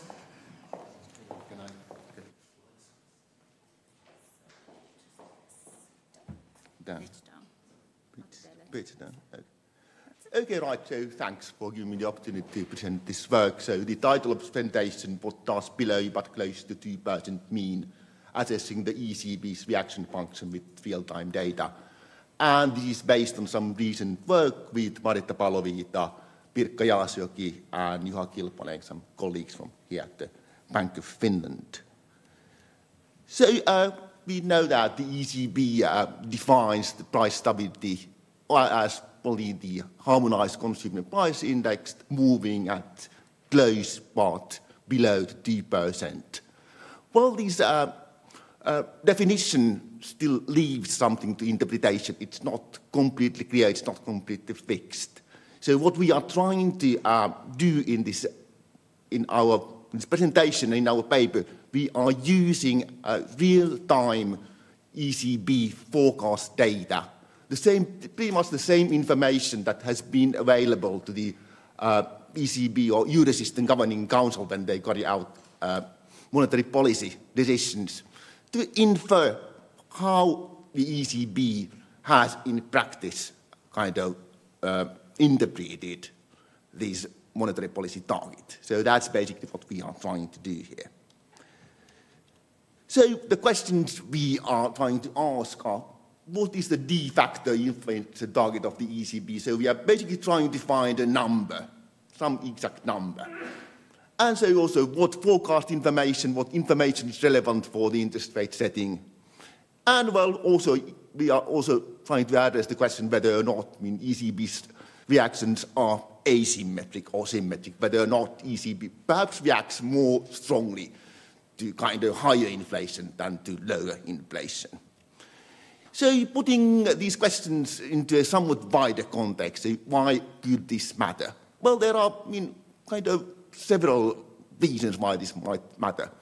The first thing is if you just think of the kind of households or the public, they think of, for example, they may take a household loan, well, they should somehow be able to anticipate how interest rates react. They should understand how the central bank could react in the future. And several surveys kind of indicate that, well, the general public does not perhaps have a very good understanding of what these ECB's target or objective is exactly. It is also may hamper the transmission of monetary policy. So, for example, the kind of large part of monetary policy nowadays is related to communication and kind of affecting people's expectations. But if the public really doesn't understand the basic principles of monetary policy, for example, the objective, also this transmission of monetary policy could be more difficult. A third kind of question is that if we find that the de facto inflation target is actually considerably lower than 2%, that may leave us less room to cushion negative shocks if a kind of recession comes. And so, for example, then the possibility of hitting the zero lower bound may be higher. So what our approach, we basically estimate some interest rate reaction functions where we have used as a dependent variable the Ionia interest rate, and we also have the time-varying natural interest rate, which basically use proxies as the yields of German bonds. These are safe assets. And when we use real-time quarterly data from the Eurosystem projection or forecasting exercises, the very same data that the Governing Council has been using, or an important part of the information that the Governing Council has been using when they have molded monetary policy. And when we estimate inflation target using very simple and very standard pure forward-looking rules, using only basically the forecast estimation, forecast information. And well, then also we supplement that by using a little bit a little bit more elaborate rules where the ECB may also react to past inflation. For example, if they have deviated a lot from the target, well, then the credibility of monetary policy may be at risk. Or the ECB may think that, well, they may have, for example, in view a kind of medium-term price level target. So if you have veered a lot to the downside, you may want to go a little bit to the upside in the future to kind of attain this price level or this inflation target in the medium term. Before doing that, however, just let us look at some of our data. So these are just the inflation projections of the euro system. So in the horizontal axis, you have quarters, so from 1 quarter ahead until 11 quarter ahead, so from very long, very short-term projections to kind of medium-run projections. We have also classified these kind of data so that this black line, that's the median projections which are done in the circumstances where inflation has been high. And where high means that inflation, when the projection exercise has been done, has been over 1.9%. Whereas this red line, that's the median value of these projections when inflation has been low, where low means here it's been below 1.9%. Well, what you can see is that for the short run, these kind of projections, they do vary, they do depend on the current circumstances, the current inflation when the projections have been done. But there's a pretty kind of fast convergence towards a common value. The common value is something in the range of 1.6, 1.7, 1.8. And well, one way that you could perhaps interpret these longer-term projections is that, well, that could tell you something of what the kind of ECB personnel or the ECB thinks is an inflation level which is consistent with its mandate. So this may also already been just looking at these projection exercise data may give some indication of the kind of de facto target of the ECB. And as you will see, our results from the little bit more elaborate exercises will also provide kind of roughly similar values in this range to 1.6 to 1.8. So what we then do, we do competing specifications of the reaction function. We use our estimation sample, that's from 1999, so that's when the Eurosystem was basically launched, until 2014, that's when the effective lower bound was reached. And we just estimate some simple linear Taylor rules where we only use this forecasting or this projection data. This is basically inflation, that's the pie, and also the second term is just output growth. So forecast of inflation and forecast of output growth. And well, then there's also a proxy for the natural rate of interest, and that's proxied by the yields of German bonds of different maturities. And the forecast horizons, that's allowed to vary from 0 to 4 quarters ahead. So we kind of do lots of different and competing specifications. And well, we also use lots of proxies for the German bonds, and we also use actually different measures for monetary policies. We use the MRO rate and the end of quarter EONIA and average EONIA. So altogether, we basically estimate something like 750 rules.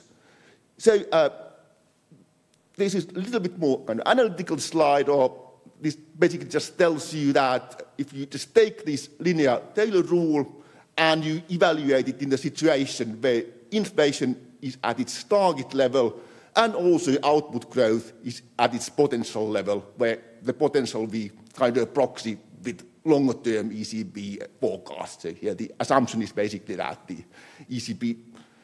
the longer-term forecasts tell us something about what the ECB thinks is the potential.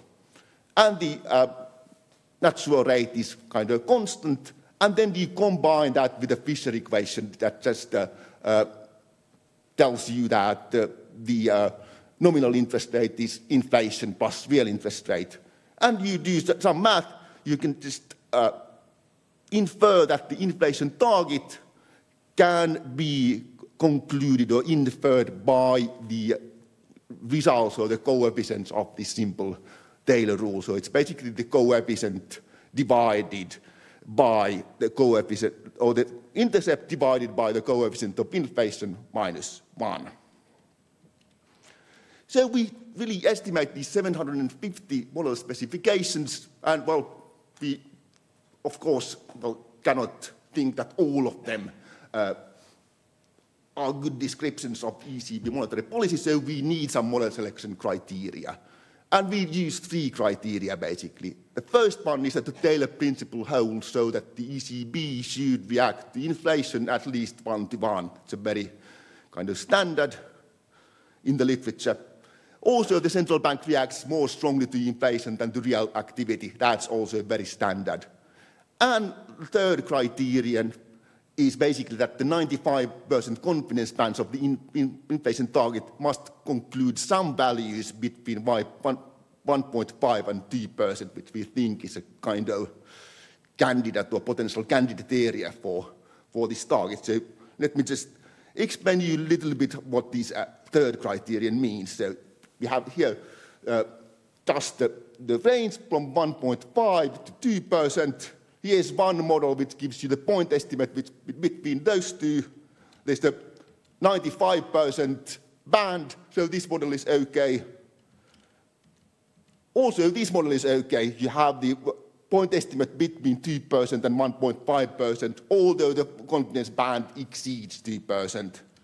Even this model is okay according to this criterion. The point estimate is above 2%, but it still allows for the possibility that it's below 2. So it's not kind of, does not contradict the official criterion of price stability. And this model is also okay. However, this model I now show, this is not accepted by our criteria because the 95% confidence band does not contain any values between 2 and 1.5. And this is not okay. So these, the groups on the left, these are accepted, while the group on the right, they are not accepted. And well, I mean, we estimated these 705 model variants. Of these, 36 specifications met the model selection criteria. In 26 of these specifications, the confidence band was 2 percentage points or narrower, and in 19 specifications, the confidence band was 1 percentage point or narrower. And the general features of the reaction functions that meet the selection criteria, it's basically kind of median run inflation forecast, 1-year inflation forecast. That's what analysis kind of suggests that the ECB uses. And output growth either nowcast or just 1 quarter ahead forecast, so very short-term kind of information and output is used. And natural rate proxies, they tend to be kind of longer-term German Bund deals. We also used shorter-term 1-year and 2-year, but they do not kind of meet our criteria. So here's basically kind of the selection of results or estimates from these models that meet the criteria, and where also the confidence band is 1 percentage point or wider or narrower. So what you can see is, well, there are some models which suggest that the inflation target is pretty low, so something like 1.5 or even lower. Also, there's one model which suggests that the inflation target is something like over 2. But overall, most of the models give kind of estimates in the range between 1.6 and 1.8%. And this is also pretty much in line with what we already saw by just looking at the data on the longer-term inflation forecasts. And well, here they're just the point estimates. So there's also the question of whether or not the inflation target has move over time or change over time whether or not these estimates are kind of invariable in time. And well, here's just one example of one model. And well, the key takeaway is that, well, although there's some variation, the estimates tend to be rather time invariant, and which is from a statistical point of view, good news. So this was the first part, basically, of our analysis. So the very simple linear estimation, we only used forecast information while trying to infer the inflation target. In the second part, we also include possible reactions to past inflation. One motivation is that, well, if inflation has been persistently deviating from the target, the central bank may need to react more strongly in order to preserve its credibility. So that's one kind of motivation suggested in the literature. And also, well, the ECB has a medium-term inflation target. So if the central bank has kind of deviated in the past, for example, downwards, it may want to deviate a little bit more upwards in the future, just to achieve the inflation target on average in the medium run. And third kind of interpretation that I've heard from some commentators is that this could be also kind of consistent with the idea of kind of temporary price level target as suggested by Bernanke, although we do not mention this in our working paper. So basically we use the kind of very similar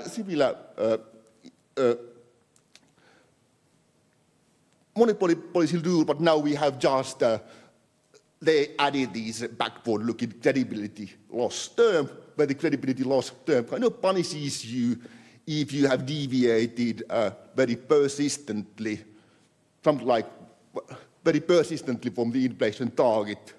Typically, the good specifications that we found, deviating persistently means that you have deviated for something like 6 quarters to 8 quarters, so 1.5 years or 2 years you've been too high or too up. And well, here are some just kind of graphical illustrations what this term looks like. There are for 2 inflation targets. So one target is 2.1 and the other target is 1.7. Well, there is some deviation upwards at the beginning of the millennium, 2001. Then, well, we are pretty close to the target, so there's not that much deviation after that. There's positive deviation just before the financial crisis, and, well, notably very large kind of negative deviation after 2014, basically. And, well, we also have to have some model selection criteria. We use pretty similar model selection criteria as we did in the case of these very simple linear rules. So the coefficients must be significantly different from 0 and consistent with the Taylor principle. And coefficients of projected inflation rates should be larger than coefficients of real GDP growth and stable coefficients. Pretty much the same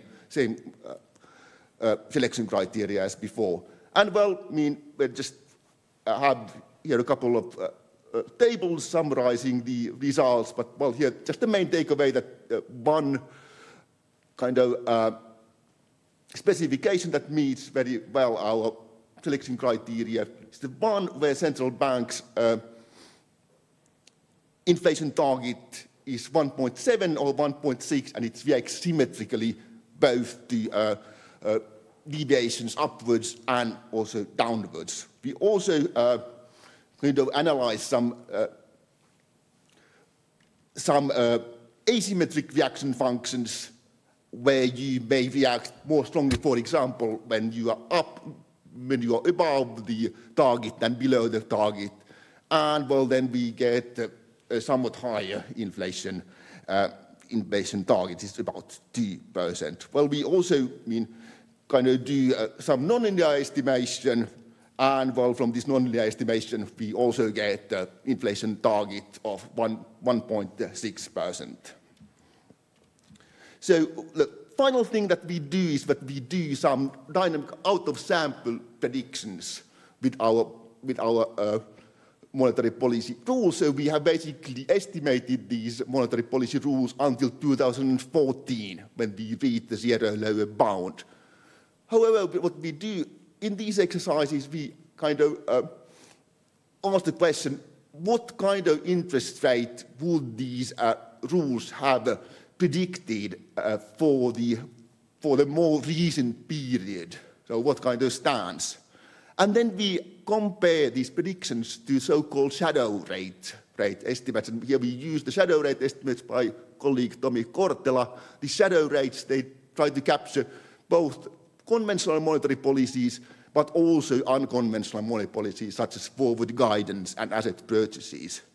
And, well, I mean, here comparing these rules, we see that this rule with a backward-looking term, where the central bank reacts symmetrically and where the inflation target is 1.7 or 1.8, that actually is quite well in line with the shadow rate. So that kind of suggests that, that this rule may kind of suggest that the ECB, even under unconventional policies, may have acted according to the same principles as in the previous period, just using different tools. So you can't use conventional monetary policy, but you have used unconventional monetary policy. And that kind of gives also some support that this backward-looking, partially backward-looking rule where the inflation target is something like 1.6 or 1.7, that could be a good candidate. So kind of final slide, what does below but close to 2% mean? So our key finding is that de facto inflation target lies between 1.6 and 1.8%. We have three sources of evidence. So the Eurosystem medium-term inflation forecast converges towards this so-called de facto target. So just looking at the data, we also have estimates from linear forward-looking rules that point to that direction, and also estimates from non-linear rules with past inflation gaps. So thank you.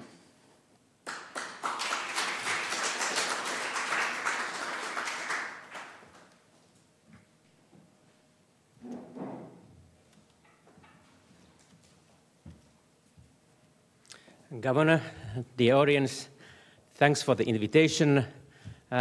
This paper was a pleasure to read.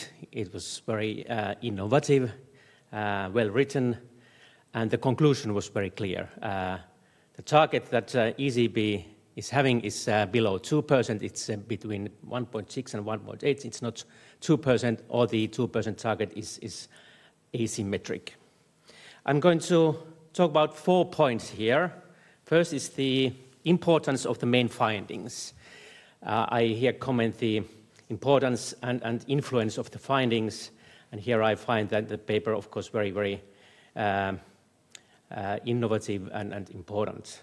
The point number 2 is about the implications of the results. Here I relate your findings to the literature where Governor also referred to the literature where that considers different monetary policy strategies like GDP, nominal GDP targeting, or different price level targets. 2 other points are rather brief, since, well, number 3 is about difficulty of forecasting in the central bank context. This is an important point because monetary policy should be conducted for the future purposes. We should try to target and see what is happening around the corner. That's why forecasting is particularly important for the central banks. And the 4th is a brief methodological point. First of all, this is an influential paper. Oh, something has happened to our graphs here, but on the right-hand side, you can see our forecasts for the ECB. We believe that you are going to start hiking rates at the end of next year, and then you will continue hiking 3 times in 2020. And this is based on, actually, partly on your findings, Markus. We see that inflation is going to increase up to 1.6 or 1.7%, and then validates the hikes in the interest rate. So at least we, as a market force, we believe what you are doing here.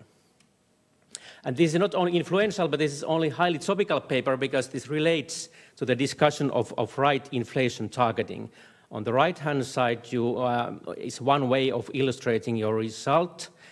Your symmetric target is somewhere between 1.6 and 1.8%, which means that if the inflation falls behind the target, then you don't mind if the subsequent inflation overshoots, and over the medium term you would then converge to the symmetric target. And as far as I'm concerned, and as far as I have read literature correctly, this relates pretty well to the price level targeting, and this is shown on the left-hand side. The blue line shows that if the inflation falls first behind the price level targeting, but then you don't mind if it overshoots and catches up with the price level targeting, and then you are okay with the symmetric target. But in case of a 2% target, you find it's asymmetric, and there you would start being very worried if inflation increases up to 2%, and that's why you tend to stay below the initial price level permanently, and that's why you don't stimulate the economy as quickly and as fiercely as in the symmetric target. So actually your finding relates well to the speculation that what would be the right monetary policy strategy. Would it be price level targeting, average inflation, or nominal? What the nominal anchors would be the best targets? And in this context, I did some extra reading and came across with another paper from the Riksbank, and this is a pretty nice sort of overview of the different targets. And according to them, there's no clear benefits from alternative targets if your target is symmetric and, of course, time consistent, meaning that that market participants believe in your policy where you allow inflation to overshoot of the recession. So you would be okay if your target is symmetric. And you have a nice discussion in your paper between these different targets. Of course, problem with symmetric target is that because it's below 2%, someone may argue that is it then too low for stimulative purposes? Do you have enough room for stimulus if your symmetric target is so clearly below 2%? Of course, if it's 2%, you lack speed of stimulus.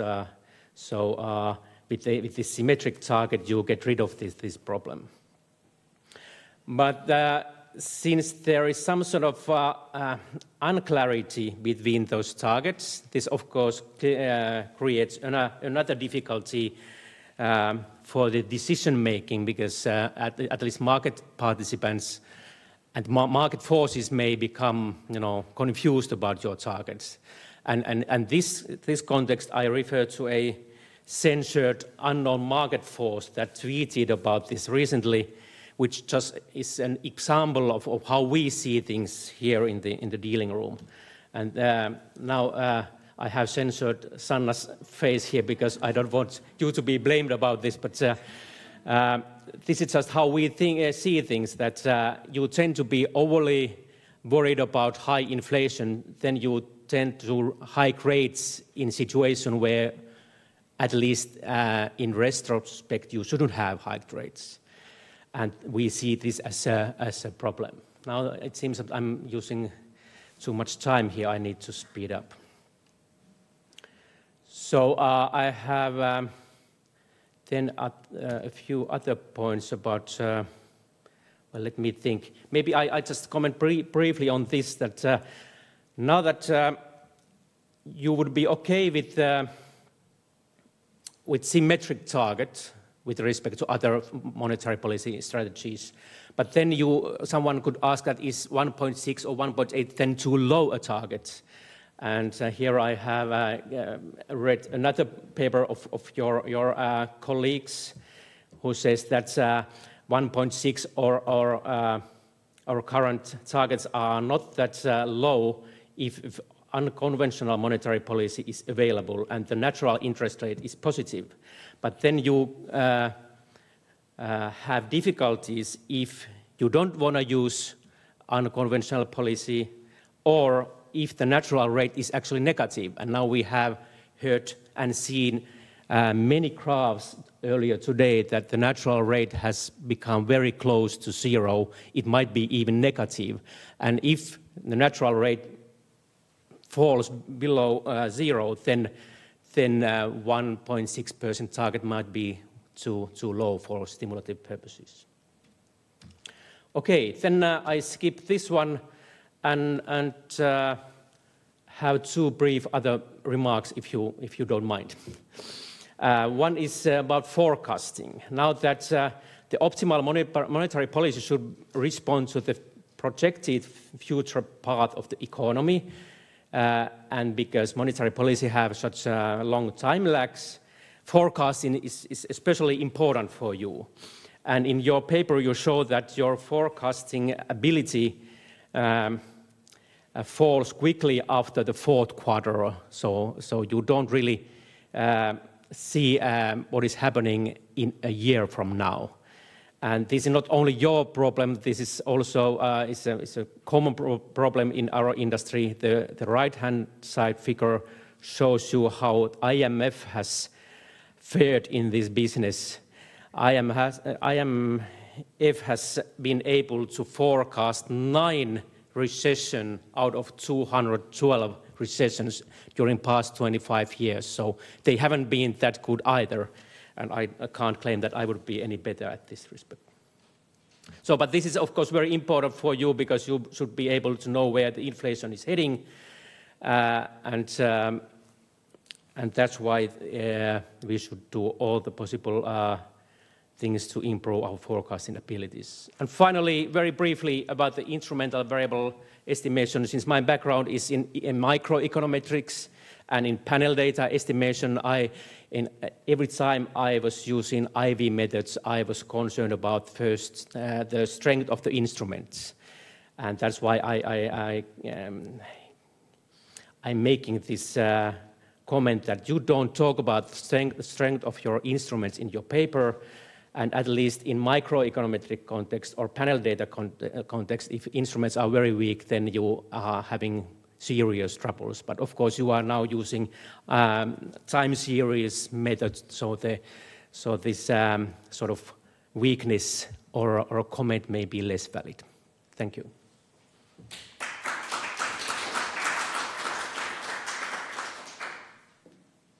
Thanks very much. Sorry. Thanks very much, Aki, for your comments. Please, Markus, maybe with very few sentences, you could just comment on Aki, and then we'll take 1 or 2 questions from the audience, as this is indeed an interesting topic. So many thanks for the very valuable and useful comments. So, just a couple of comments. So, on kind of the interpretation of the results, I kind of agree with you. So this discussion on price level targets or medium level inflation targets. So that's also kind of our view that some of the results may really kind of indicate that the ECB, it's not that bygones are completely bygones because, well, the ECB has its medium-term inflation targets. So it may kind of react even within its kind of current mandate. So there's a kind of wide range, at least in my opinion, of kind of this medium-term inflation target and also the price level target. Also the kind of alternative targets, the asymmetric or the symmetric target. I think you kind of mentioned that might cause some confusion which one of these is the right one. So kind of our current understanding is that our results pretty much kind of lend more support to the symmetric target. So, I mean, overall of below 2%. So, we hope just looking at the data and the linear and the non-linear combinations. Then finally, well, yeah, forecasting that's pretty hard, and especially those longer-term forecasts. So that's why in our paper we have really used these longer-term forecasts more as a kind of indication that may tell us something about the ECB's inflation target. So you saw that these forecast inflation targets, they tend to converge to a single number, from like to 1.6 to 1.8. So this longer-term longer end of this forecast, we use that information kind of, not in the estimations, but just to kind of give some backup for our other results. So thank you. Okay, please, Markus, maybe there's one question from the audience. If not, we'll say thank you for Markus and Aki. And then it's time for our final session. So, a member of the board, Tuomas Välimäki, he will first discuss monetary policy operation framework in the long run, and comments will be provided by Reijo Heiskanen, who is chief economist of OP Financial Group. How should I change this? Okay. Ladies and gentlemen, thank you. At the beginning of this seminar, Governor said that I'll be giving a thorough, going through thoroughly the operational framework of ECB monetary policy. And the head of communications told me that it's 15-20 minutes, so comprehensive in 15 minutes. If I look at the audience, I see plenty of bank economists for whom this is quite familiar. And I see representatives from the media who can always take 38 slides in 15 minutes. So I'll do both. I'll do it in 15-20 minutes, but I'll do the 38 slides. So, okay, I've been giving presentations in academic conferences or policy seminars like this for a quarter of a century and dozens of times, and I've always started with the usual disclaimer. Today, when we had the board meeting, we were discussing the responsibilities, and I am responsible for market operations here, which means that I'm responsible for monetary policy implementation. I realized that, well, I really needed to say, if I do express any views here, they will be the views of the Bank of Finland. Naturally, that doesn't mean that our governor needs to share them when he goes to the governing council, but anyway, so that was a joke. The contents, it's in 3 parts. Well, past, present, and future. So, okay, let's start with the pre-crisis. I don't dare to say normal monetary policy implementation because I don't know what is normal. The ECB framework has been in crisis mode for bulk of its existence. So I would say pre-crisis monetary policy implementation. Let's go through this just to be able to understand what failed during the crisis, or how I see what are the open issues for the future. So, Niku. The basis for banknotes, for central bank balance sheets, is the banknotes. There are 1,200 billion euros worth of banknotes circulating around the world. It's a huge number. They are not disappearing very soon, at least. If you divide that by the number of inhabitants in euro area, you get something like 4,000 per each of us. I have 2 kids, so our family should have 15,000 euros in cash. Well, we don't, but somebody is having. So anyway, we can do monetary policy even without banknotes. We take this as exogenous variable for us, but it is there. So it is the basis of our balance sheet. It's our liability. So the banknotes goes to the world by banks. Banks get them from us, and against what? Well, the banks have They have the accounts with us, and the commercial bank's accounts with us, it's what I call liquidity. It's the balances on the commercial bank's accounts with us. And the banknotes go to the world via the banks, and we draw down their balances with us. And that is the first thing why there is a demand for liquidity. Secondly, there is the demand for liquidity is enlarged by the minimum reserve requirements. So banks need to hold part of their liabilities with us, and that's mandatory. So, for example, in 2008, for example, the demand for liquidity was here something like 900 billion euros. And where did that come from? Basically, the first source is other autonomous factors. Autonomous liquidity factors is something not related to monetary policy, like the banknotes. But there are other types. For example, when we buy FX or gold, we buy them with remunerating the commercial bank's account with us. So that creates liquidity. Half of the liquidity need was supplied via these autonomous factors. Actually, also it includes our purchases of euro sovereign bonds, which we did well from the start already. So QE was an innovation, but it is sovereign purchases for monetary policy purposes. We've always been buying sovereign bonds, but for investment purposes, or just to provide liquidity to the markets.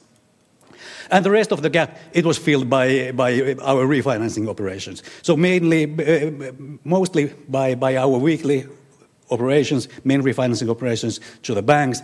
And the rate of this lending is the policy rate of, and was the policy rate of the ECB. So basically, with the rate used in these operations, we steered the short-term rates in the markets.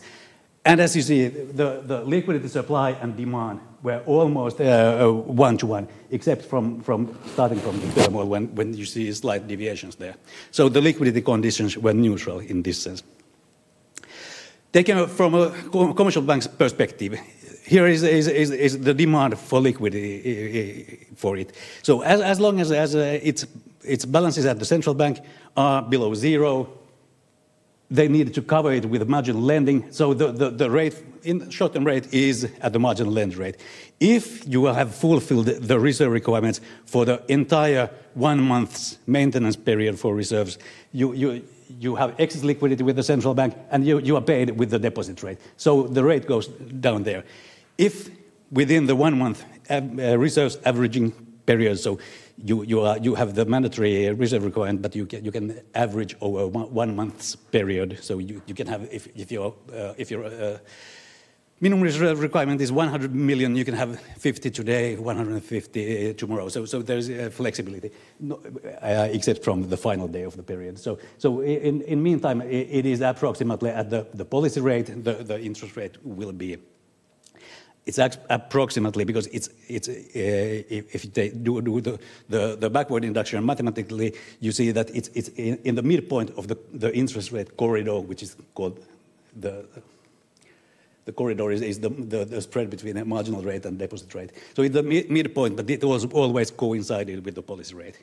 Now this is the theoretical without the dynamism of the maintenance period and without liquidity uncertainty, which there always will be. You get from this theoretical to the actual by doing easy calculations. So from this equation, you easily see that the true demand is like this. You easily see, well, it's academic term for I calculated more than 4 weeks to get this. And it's already 10 years ago that I did it, so I couldn't redo it anymore. So, but anyway, the intuition is there that the shortest market rate, the Ionia, it decreases monotonically with excess liquidity. But because of the averaging period, there is no three flat parts of the demand curve. If you are without liquidity, the rate is at the marginal rate. If you have excess liquidity, too much excess liquidity, the rate is at the deposit rate. If you are at around neutral conditions, there is also a flat part due to the averaging provision. And what the central bank, what the ECB, what us, we were trying to do, we were supplying liquidity, trying to be on this flat part by doing variable rate auctions, where we set the volume to be here, and then the banks were bidding competitively, and the rate got somewhere closer to the refinancing rate.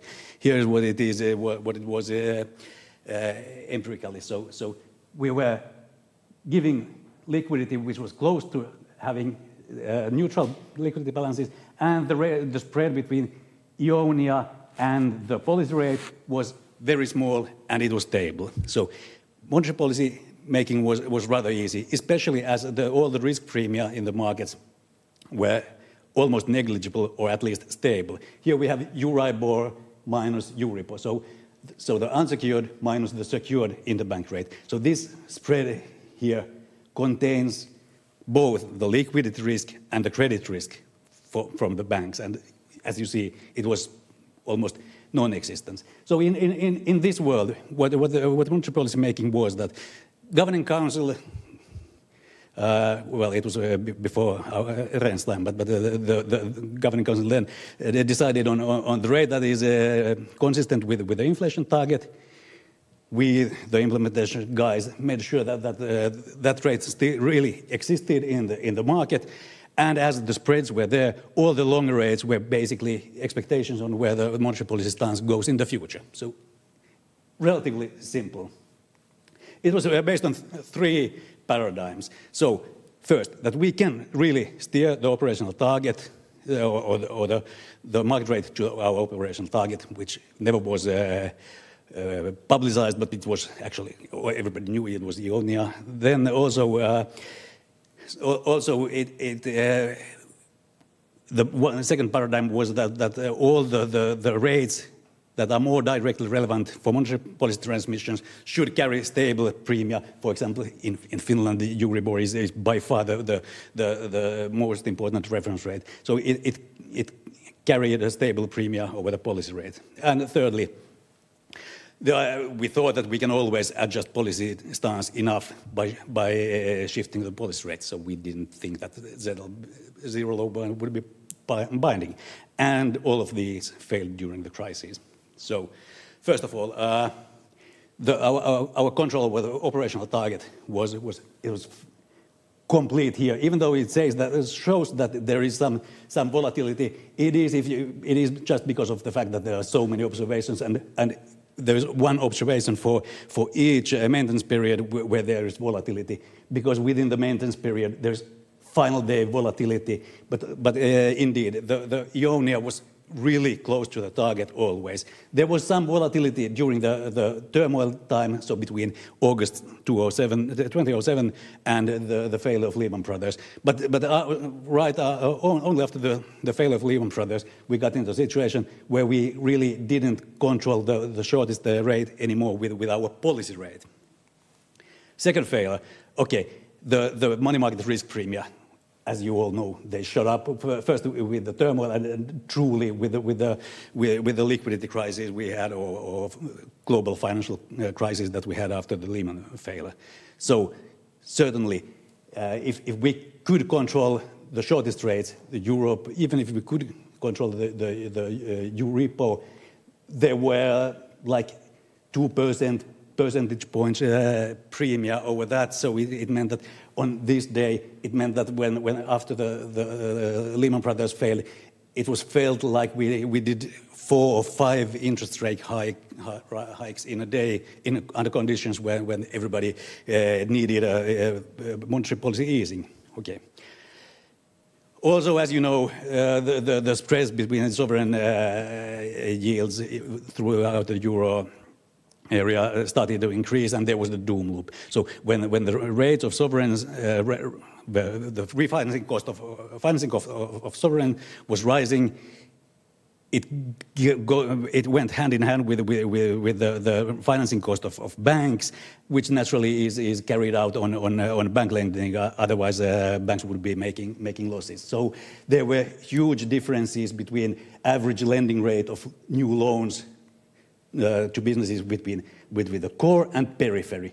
And as you saw, even when the monetary policy was further east, in the periphery, the monetary policy wasn't transmitting, so that was a failure which we also had to address. And finally, the ZLB, the Taylor rules suggested that in euro area or United States, there were long times where the policy rate should have been negative. So the ZLB certainly was an effective boundary for us. What was did to address the first failure? Well, we went from the variable rate tenders to fixed rate full allotment operations, which meant that, okay, we didn't anymore give the amount of liquidity that we thought that was the neutral one. We just said that, okay, we fixed the price for liquidity and banks. You decide what is the liquidity in the euro world. And it meant that the excess liquidity, in a way, exploded to 200 billion. Well, now it's not a big number, but then it was. As a result, the liquidity risk, the Euribor spread got down. So basically, we by giving banks the pledge that you can get whatever liquidity you need from the central bank at a fixed rate, if you have, as long as you have collateral, you can do it. So I got 2 minutes sign, and I'm well. You didn't take into account that Aki was taking my time. So okay, well, let's then skip this one. Okay, the liquidity. When we went to excess liquidities, we got into another flat part of the demand curve. So Ionia got to be stable, but at levels which were closer to the deposit rate. Having excess liquidity is costly to the banks because they borrow with the main refinancing rate, they deposit it with us with one, then it was 1 percentage point lower. So banks wanted to get rid of the excess liquidity. Back in the early 2009, they started paying it back to us, but then we started another action. We invented the 1-year operations. So we promised to give fixed rate liquidity for 1 year for the banks, and the banks went again to huge excess of liquidity. This time for, okay, so when the liquidity got drawn back, we saw volatility increasing because the excess liquidity goes with this theoretical or this demand function, as it shows, we got into place where the volatility of short-term rates returned. Then we got the 1-year operations and excess liquidity with them, and then we got to the second plateau where and still the Ionia is pretty stable at the deposit facility rate. Another the second failure was addressed by the targeted long-term refinancing operations. So when we didn't see the monetary policy being transmitted in the periphery, we started the targeted long-term refinancing operations, giving with the central bank set rate, huge amounts of financing to banks. What means targeted is if it was used for loans to real economy, except from housing loans. Then we started the non-standard measures to address the failure number 3, the ZLB. So we lower the short end of the yield curve by going negative. The mid part of the yield curve, we lower it by forward guidance, where we say that, for example, rates will be at current level until at least through the summer of 19, and then with quantitative easing, by buying longer dated bonds, we directly push down the long rates, and as a result, the whole yield curve shifts down. Now, this is already seen. You've already seen this. This is the shadow rate by Tomi Kortela, and as you see, the result was that we got with this measure to the levels which are comparable to what the Taylor rule had suggested for those days. Now, the new normal. I'm finishing in a minute. What is the new normal? I don't know. Open questions. Tender procedures. Well, we've been having fixed rate full allotment there already for a decade. Can we finally accept that it is a normal procedure? it's easy for us to say because we are the only central bank in the world that used the fixed rate full allotment procedures already before the birth of the euro system. So for us, it was a normal procedure, and we see it as potential there. Floor versus corridor. Well, the corridor system that prevailed at the pre-crisis times needs to have liquidity or close to neutral liquidity conditions, whereas the floor means that you need to have huge excesses of liquidity. With our current balance sheet, there will be a huge excess of liquidity unless we start either buying, not selling, buying assets or trading liquidity, for example, by issuing our own papers. If you really wanted, for some reason, to go quickly back to the corridor system.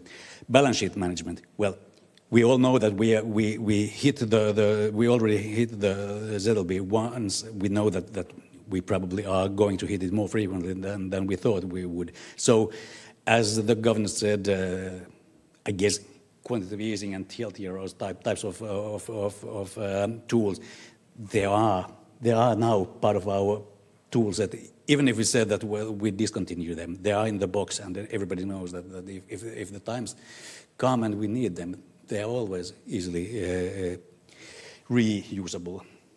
Well, then, counterparty and collateral considerations. For that, I need some slides. I skip these because I don't have time to go over these because they were really interesting slides.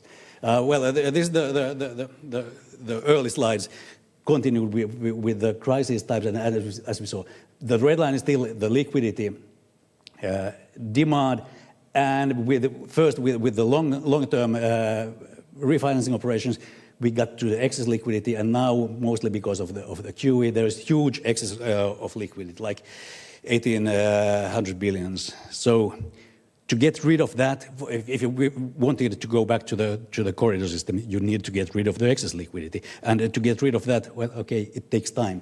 These are purely hypothetical. If we've said that we do reinvestments, we do it, the longer we do it, the longer it takes these assets to mature. So if there is a need for excess liquidity to be drained by 1,800 billion, only with maturing operations, you really need to wait for a long time.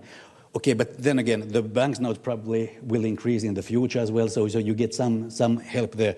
But we are going to be in excess liquidity for quite a while, and if we wanted, we can continue with the floor system in the future relatively easily, at least if the banknotes keep on growing. What was problematic here? Well, this is indeed my final slide. So here we have main refinancing operation, main refinancing rate, deposit rate, IONIA, general collateral pooling, and German repo. What is the point here? Just to say that, well, when we started quantitative easing in 2015, we've been buying safe assets like German bonds, German government paper. They are dear. There is a lack of them. In the US, people think that when Fed does QE, it increases safe assets because it increases the Fed balance sheet. Fed balances at the Fed, which is the safest asset in the world. Here, we do the same. But when we buy bonds, we buy them with the safest asset in the world, our liquidity. But it's safe asset only for banks because the banks have accounts with us. Every other investor in the world doesn't feel it as a safe asset because they need to go via banks. And that's why not only we've been buying the safe assets, the bonds, we've been creating a call for safe assets, German T-bills, German repo rates, because the rest of the institutions that have been selling these assets to us, they've gotten liquidity, but they don't want to take the bank risk, so they've been using repos or buying short-term German paper, which has been pushed way beyond our policy rate, which is now the deposit rate. So here is one of the issues for the future. Do we need to create a safe asset by central bank issuing something, or do we need to widen the counterparty set in order for other players than banks to get a safe asset at the central bank? Okay, thank you.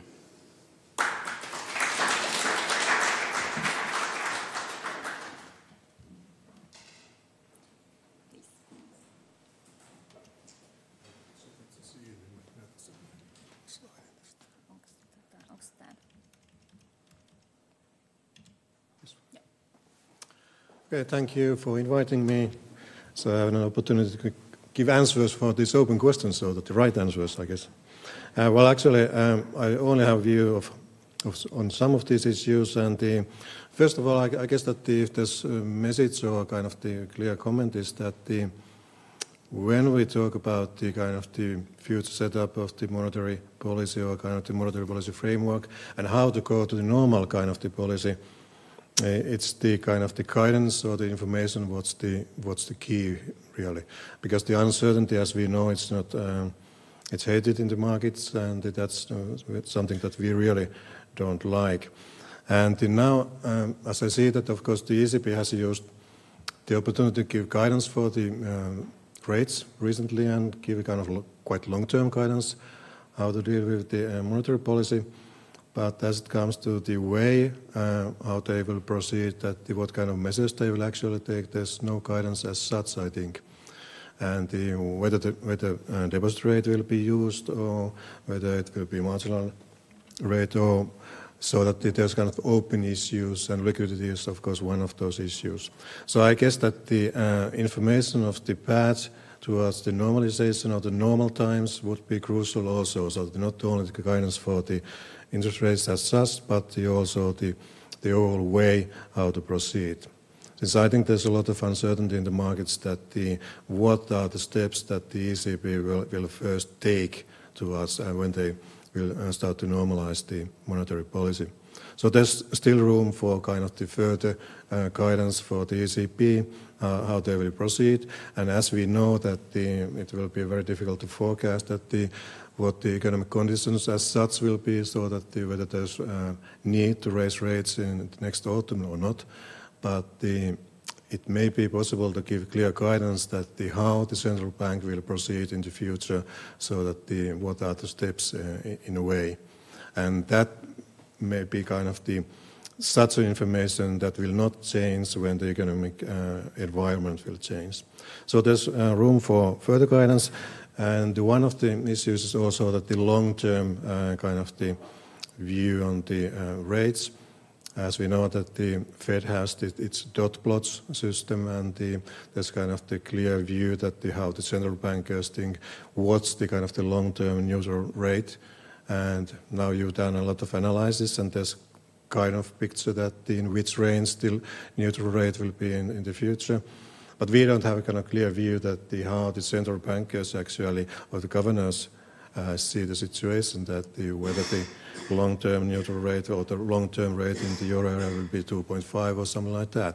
So I'm in favor kind of not only to give information about the steps that how to proceed towards the normal, but also that to give them a more clear view of how the governors think about the interest rates in the future, in the long term.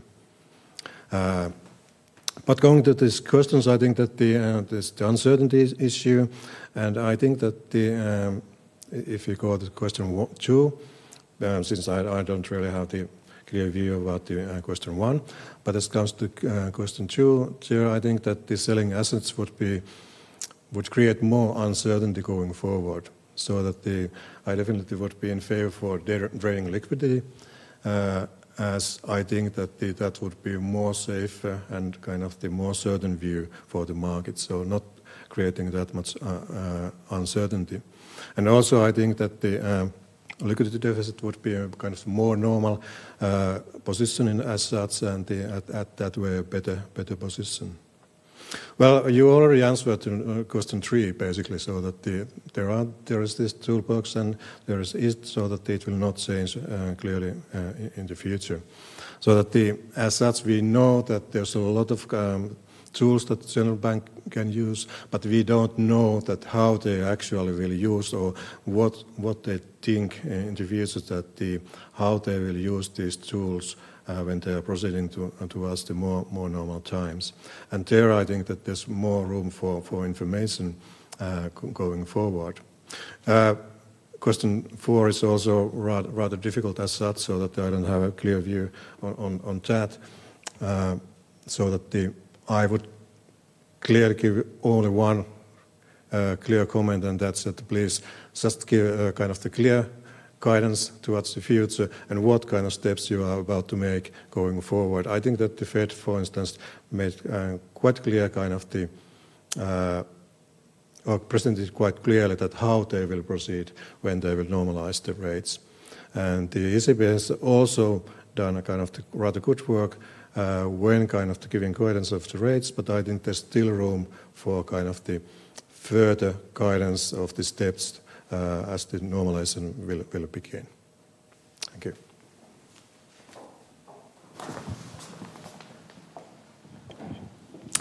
Okay, I propose now that Tuomas please come here, but I give the floor to the audience to ask questions or any comments at that point. First start by replying to Reijo that certainly you said that there should be more guidance, not necessarily on when the rates are hiked or how much they are being hiked, but how it will be decided. And I think the first part of this seminar was almost exactly on that issue.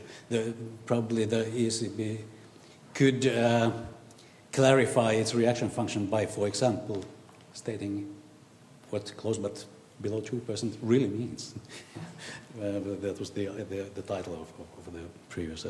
But then you said that the ECB Governing Council should also do what the Fed does with the dot plots on the longer run neutral rate, if I understood correctly. So there I would say that because the answer depends on where the natural rate is. So if you give me the natural rate, which I thought that from earlier today that it's somewhere between -1 and plus 1.8 or something. So if you give me the correct estimate for the natural interest rate, I'll add 1.9 to that, and there's the longer run rate. Good. Any questions at this point? We can. Okay, Niku, please. Well, I don't know where the cash is.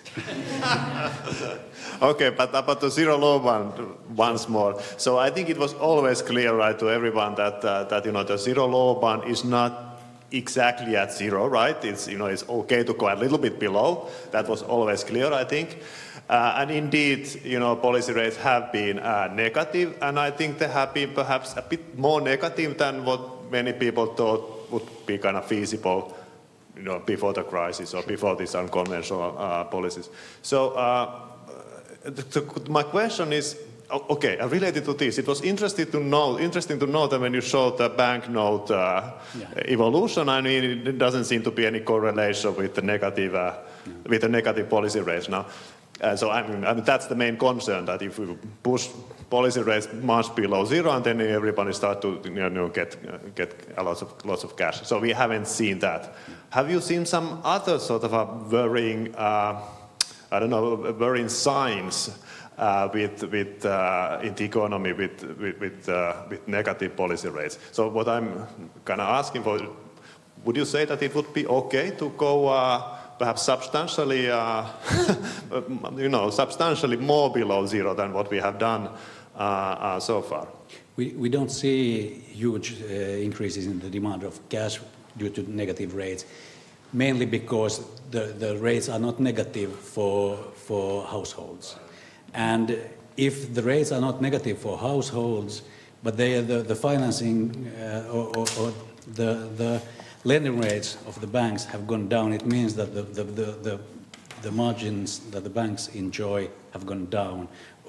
And depending on the banking model that the bank uses, it could be that some banks have been making even losses, if not only reduced profits due to this fact, and there's the limit. So if we think that the household deposit rates cannot go negative, there is a limit because banks, at least some banks, start suffering and start losing their business model. So that would be the cost of going more negative. Or then the banks would need to push the household rates to negative, and then we indeed probably could see some shifts in the demand for banknotes, which would then mean deposit withdrawals, which would again be problematic for the banks. So actually, it is the banking system that is hindering from going deeply into negative territory.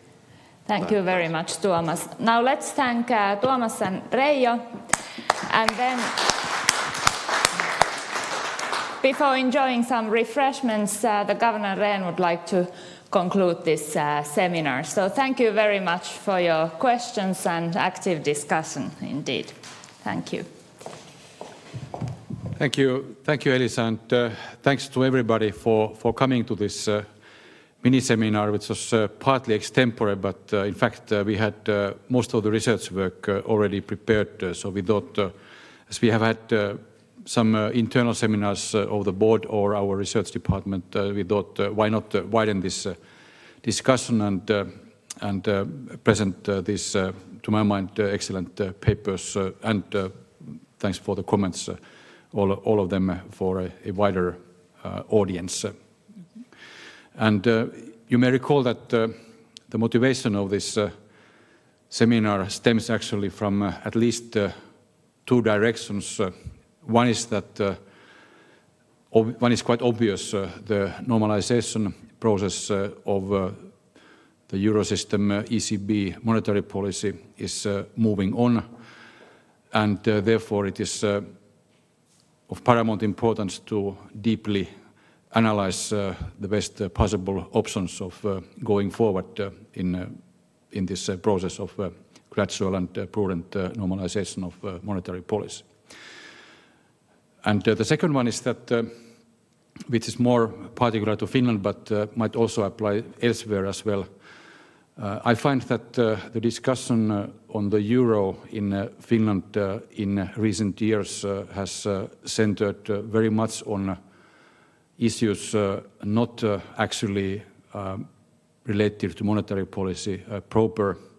In other words, the discussion has centered on crisis management, on fiscal policy, on institutional reform, but less on monetary policy proper and its determinants and frameworks. And the goal of this mini-seminar was to start to fill this half vacuum that we have in the, say, broader debate, broader public analytical debate on the monetary policy stance, monetary policy normalization, monetary policy frameworks. And in today's presentations and comments, which I will not repeat here, but we have found out that there seems to be a relatively broad consensus, if not of a secular stagnation, but a secular decline in interest rates, which obviously has an impact on the economy, on monetary policy. We have heard important insights on symmetry versus asymmetry in interpretation of the objectives of monetary policy or price stability target. And we've heard very valuable insights on its relation to the reaction function. And I think we have to continue this work, and I take from all of the presentations and comments as a takeaway the need to have not only a steady hand, but also a creative mind when reflecting future steps in monetary policy. In this sense, Tuomas' presentation was very illuminating, and for instance, these issues, these open issues, 4 issues here on the screen, are issues that form at least a very significant part of the policy and analytical agenda of ECB monetary policy making going forward. So I would like to warmly thank the presentators and commentators, Michaela, Schmöller, Niku, Määttänen, Markus, Haavio, Kangasharju, Tuomas, Välimäki, Reijo, Heiskanen, and also to thank Jarmo Kontulainen and Janisa for organization, and all the others who have contributed for this, as well as Elisa for very rigorous moderation, which enables us to conclude pretty much in time. But before ending and before turning to the reception, I just want to inform you that we will continue this reflection on the medium to long-term monetary policy frameworks, which will contribute on our part to ECB monetary policy making. And we have actually one future anchor in terms of reflection process already decided, which is that next June we will organize an international research seminar in Helsinki, focusing on monetary policy normalization and frameworks, as well as the Eurozone reform, which hopefully is moving by then. And I think we have the dates already. I wonder if Jarmo recalls. It's 18 and 19 of June. Yes, on that week. Yes, it's the week, early part of, as everybody in Finland knows, early part of the midsummer week. So we will spend the beginning of the week in very intellectual conditions, and then conclude the week in hopefully very sunny and perhaps less intellectual conditions. In any case, the research seminar will take place in June. You are all invited for that. And in between, we intend to organize without any pre-commitment, because we don't like that anymore. So we will organize either external or internal mini-seminars on these issues in order to prepare ground for this international research seminar, so that we can fully contribute to the reflection and making of monetary policy in the euro system. So with these words, thanks to everybody, and you are now invited for a glass of wine or whatever you prefer in the reception next door. And thank you, and see you again in these terms. Thanks.